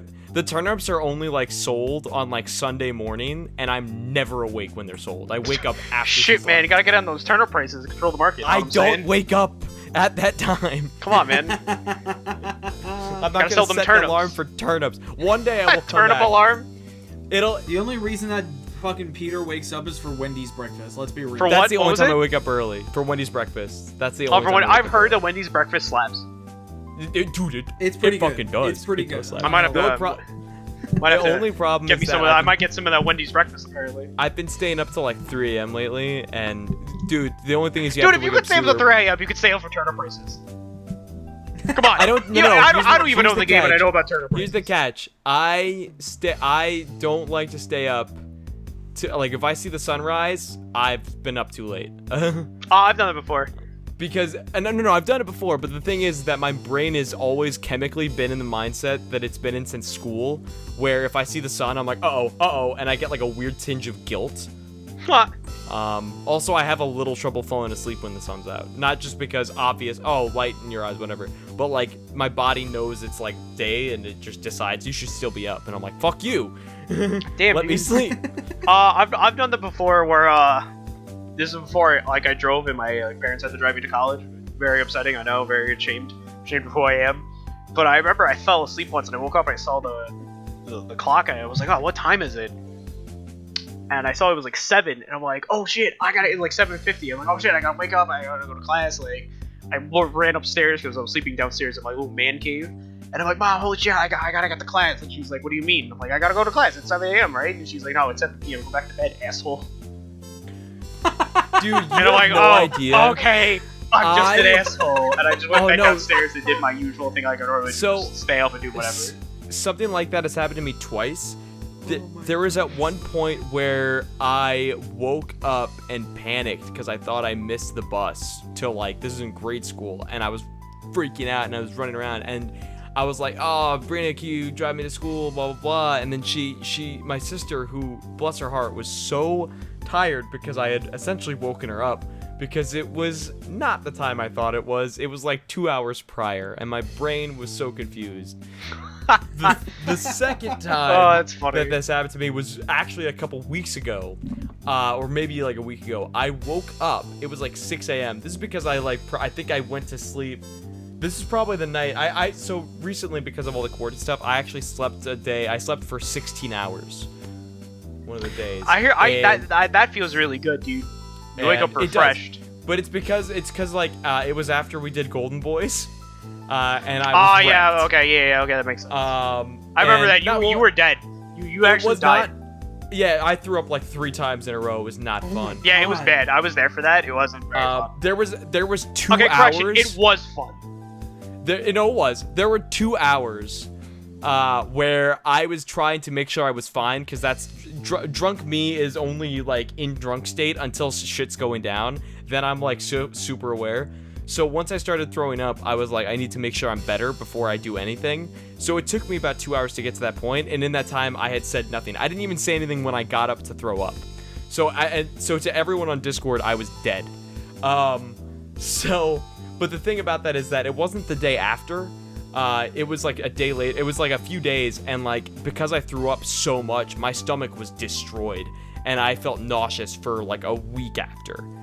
But it wasn't like bad nauseous, like throw up nauseous. It was just uncomfortable nauseous. So like because I felt nauseous, I just went to sleep earlier at like 8:30 one night, and I slept for 16 hours. But at one point in the middle, I woke up and it was like 6 a.m. But someone had woken up to make like breakfast or something, and I smelled the food, and we ate dinner at my house around like 6. So I was like, did I sleep till 6 p.m.? I was so confused because the sun was just rising, which would create the same light effect as it's setting. And I smelled food as if it was dinner. So my brain was like, Oh, that's funny. And luckily, my eyes were still, because I had just woken up, my eyes were still like, I had to force my eyes to focus immediately on my phone so I could see if it was AM or PM. And luckily, I was like, oh, thank God it's AM. Fuck. But like I was so like, oh my God, did it like, imagine if I was so dumb and I went downstairs to someone making breakfast, like, is it dinner time? Dinner for breakfast though? My Baconator? hey, dinner for breakfast. You know what that reminds me of? That's anarchy. Cooking Mama Cookstar Bitcoins. Oh my God. Oh my God. Which is next on the docket, I think, right? Yeah, it is. Yeah. So I've only heard about the Cooking Mama thing. I didn't even know there was a Cooking Mama game coming out. I didn't either. I have no idea what this is. And apparently, until this if you played it overheated your Switch and farmed for Bitcoin? ? So alright, so explain to me fully what this is, because I have not heard anything about this. Okay, so I have no fucking clue what Phil's talking about. Wait, no, I heard that it like it would make your Switch try to farm for Bitcoin and stuff. That's not something I heard about. Cool. Actually, you might have to explain that after I explain what I was gonna talk about. So, in the vein of video game companies being cool to each other, so Cooking Mama was made by a company called Office Create. And for their Switch game, Cooking Mama Cookstar, they handed the development of the game to a company called Planet Entertainment. So Office Create was just going to be like the publisher, and then Planet Entertainment would be the developer. Well, the thing is that Planet Entertainment made a version, like a build of the game that Office Create didn't really like at all. So they were like, all right, so we're gonna have to like change this whole thing. And then Planet Entertainment was like, release it? And Office Create's like, no, don't release it. And they're like, release it. So essentially, this fucking developer company released the Cooking Mama game without the publisher's permission. Oh. Yeah. Okay. Is it still up, or did they take it down? I think they pulled it. I think it's pulled right now. But like apparently the game was like not great. Like it was like really glitchy and like I'd imagine like, it wasn't approved. Yeah, Office Create was literally like, no, this is not like the Cooking Mama game that the people deserve. Because Cooking So, Mama like- has a big following. Yeah, like, I love the Cooking Mama series. As someone That's who did cooking stuff, I could also agree that I also enjoy Cooking Mama very, very much. But like I heard about like Cooking Mama Cookstar, and I'm like, wait, there's a new game. Like, when was that ever like said? Like at all? I think there's been a Cooking Mama for each Nintendo console. I don't think there was one for. Was there Wii not? U. Okay, I'm also just I don't- talking out of Yeah, my ass it on is that not one. on the Switch eShop. I thought it was. So. Yeah, no, I was pretty sure that they pulled it. But what was the thing that you were talking about? Okay, so I saw it on Twitter, which might be the problem, right? So I saw that, like, I was actually looking up that, like, there was a fairly, I guess it was rumors going around that the Cooking Mama game would be overheating people's Switches and bricking it, because it was, like, farming for cryptocurrency. So I guess that was just a whole big rumor, and I look like a stupid fool. I know it was on someone's, it was a PSA from, like, someone's Discord. It was, Yeah. at everyone, so- this is urgent. Apparently, if you own Cooking Mama Cookstars, uninstall that immediately. It's using your system to mine cryptocurrency and potentially handing your personal information as well as credit to a cyber shroom for the heads up. So it was Okay, some stuff like that. I just looked up an article about it actually, and I for one thing I didn't even know about this bringing up this game. I wanted to say, but it says here that and there's like multiple sources, including the development company itself, that was just like a huge fucking rumor. Okay. It's not Okay, actually cool. happening. Like, Cool, that's- sick. The game did Sick. not do That'd that. be nuts, though. Could you imagine? Okay. No, I Bro. look like a fool. What? How in the hell? For one thing, how does a rumor like that even start? I There think has to it be was something on Twitter. Maybe someone heard something from a friend of a friend, is how it normally goes, and they sort of like, oh, that's the posting. Imagine if Cooking Mama was the game that brought your downfall. Could you imagine? Like, you at 1 minute you're playing Cooking Mama, then the next you have Bitcoin. Like, what? Guys, I'm gonna be Like- real. I'm looking at the eShop right now, and I think I have another. I have a big Bison Bucks eShop spending spree. Are you really in the middle of it? Not right now. I'm just saying I'm looking at it. In the middle of everything? Well, I was looking because Cooking Mama, but now I'm just on the eShop, and I'm like, damn. There were a couple of games I saw in there. Well, there's 2 Point Hospital is a game I was thinking about because it looks like a cute, fun little thing. Oh, isn't that kind of like a simulator? It's like a hospital tycoon, but like it's not Yeah, as hands off as the tycoon games. It's like it's a lot more like kind of decided. Like you put the rooms where you want to put them, and like it's a lot more like cutesy and cartoony than the tycoon games. So it's not as, hey, make sure your money is good or the investors won't. You know, it's not like that. I just had to double check and see if Bison Bucks were an actual thing. They're not. Just making sure, because I know they're from. It looks like I think they're from the Street Fighter movie. For every Bison Bucks will be worth gonna use 5 British pounds. I'm gonna use my BAT credit card. Listen, Bro, I think Bison Bucks are better. Bro, I am convinced. Like, you know how there's like all this shit of like, oh, people are always like listening into your microphone to like recommend you and advertise shit to you. Bro, I'm not kidding. There's like 3 recommended videos on YouTube for DuckTales now. That's terrifying. Dude, that's scary. Dude, never forget the day that you sent me a link to a Steven Universe compilation as That you were already watching. Phil, yeah, you didn't hear this. Bottles one day messaged me a video of a like specific like Steven Universe compilation that I had literally been watching as he sent the link because it was in my recommended. Oh my god. So he sent it while I was watching, and I was like, oh! What? That's terrifying. Like, I know that me and my brother, because like I think someone told me at one point, maybe it was my brother Josh, who was like said it's because we're like in the same IP. They'll do this where like my brother will tell me he watched a video that was in my recommended. And so it's probably because we're on the same IP. But like when shit like that happens, where like we just happen to get the same thing because we both probably watch a bunch of Steven Universe shit on YouTube. Like when shit like that lines up, that is insane.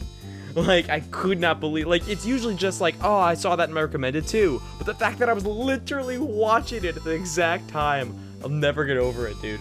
Like like, think about all the factors that had to have happened. Like, we've had to have been recommended the same video, watching it at the same time, and I had to have had, like, the thing to send it to you at that time. Damn. Like, the phone. That's like the one video I was watching where the guy was talking about how he had like a super duper tinfoil Tuesday, like tinfoil hat kind of thing where YouTube implemented the whole, I guess, recommended feed thing to like Leafy's YouTube like videos and stuff like that, where if someone typed in like Leafy, they would only find videos about him, not like actually his channel, which is like going back like very, very long time ago. And like that's I was like listening to that and I went, whew, that'd be nuts if that's true. Like they implemented some like beta version of like this whole system to one guy to test it because he was such a hot topic, in quotations, as I do it at my desk. Bro, like, fucking Leafy recently coming back just to roast people. Oh, is that a thing? Bro, he literally, like, made a couple videos recently about the whole thing with iDubbbz being a simp. Oh, I see. I saw that. I saw a bunch of videos on that and stuff like that. And now there's a controversy with H3, and now he's roasting H3. Oh wow, it's happened. The reversing. So because we have been going for 2 hours and 30 minutes. We have been going for a very long time, but I like it though. It's fun. I wanna bring it back around slightly. To that's fine. Fantasy VII thing. Because I saw this on my Twitter before and it was really funny. This person posted, maybe you've seen it on your Twitter feed, Phil. Someone posted, last night I had a dream about Rodney Dangerfield doing a Final Fantasy VII stand-up. And it's just, heard the young people are fussing about something called Final Fantasy lately. I tell you, what a thing to complain about, children's games. Give me a break. Wait until you get older, then you'll have something to complain about. When you're 40, you'll miss your Cloud Strife because all you'll have is your loud wife. I'm like, oh. That's so pretty good. That's like the guys, people who take angry video game nerd stuff. Yeah. If you've ever seen those ones are really good. What are some good ones? I don't know how I would look that up. I even love like I'm so obsessed with out of context Twitter accounts. And AVGN out of context is like always the best. Oh, there's a bunch of good ones that I follow. I guess it would be like what, like Angry Video Game Nerd copy pastas. I love Steven Universe out of context. That's always good. Nah, dude. I'm done with rocks. Nah, dude. Regular show out of context, so very, very good. I recently discovered Fairly Odd Parents out of context, which is so good. Oh no. But yeah, as Pete was saying, we should probably. I'm fine with wrapping it up. So. Well, because we have to export this audio file, Phil, and what you don't know about Audacity is that's going to take a long time. Yeah, but so this was episode 2 of the Enemy Controller podcast. I don't know how I ended it last time, but I guess I'll do something a little different every time. If you enjoyed this, I don't know, if you enjoyed it, that's cool. I don't know how I would do like a whole subscribe thing, since I don't know if I would have to or not. But I don't know if I promoted it last time, but you could also follow me on Twitter at PhilWithPhil69 if you want to. Be warned. Some people get mad at me for being horny on main, but fuck them. I'm not a coward. So there's that. I'm not a coward, so that's why I do it. Now I bookmark things. Now I bookmark things, and I probably have to make a second Twitter to be more professional. So. Fucking, I don't care. When I was at work, I had my phone open to fucking porn. Yeah, I didn't go. At work, I didn't go on Twitter or Facebook very much. And I'm on a sales floor. I'm on a fucking sales floor. Yeah. But, my fucking phone background was the lewd image I drew. Yeah, for the longest time. You just start showing people like, what do you think of the butt cheeks? What do you think of the butt cheeks? Dude, it was so funny because I'm like, what are they like? What? Oh yeah, you can't show that. I'm like, it's mine. I made this. I'm proud of my work. Get out of here. I'm proud of my work. Damn it, it's up, judge. What are you gonna do? What are you trying to say?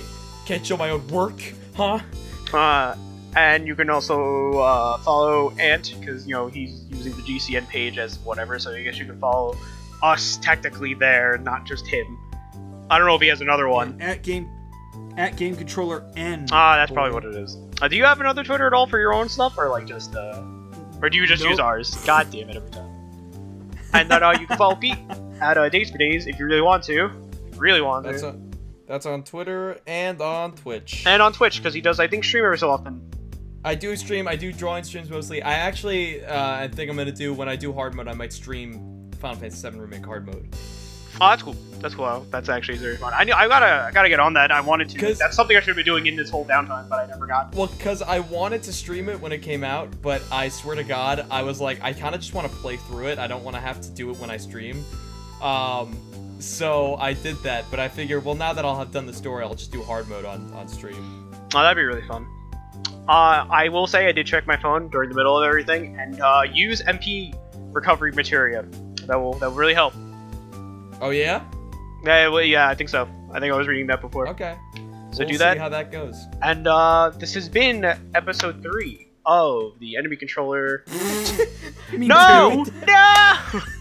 This is. Hell, you were doing so good. I was doing so good. This has been episode 2. I guess I got a little excited for episode 3 because episode 3 should be a special one. But this has been episode 2 of the Enemy Controller podcast. I almost said Blow My Cartridge podcast because that would. As fun. You know, this has been episode 10. This has been episode 69. This has been the season. This is the series finale. Guys, I can't believe we're finally there. We're at the 100th episode of the Enemy Controller podcast. But thank you all for listening in, and we'll catch you in the next episode.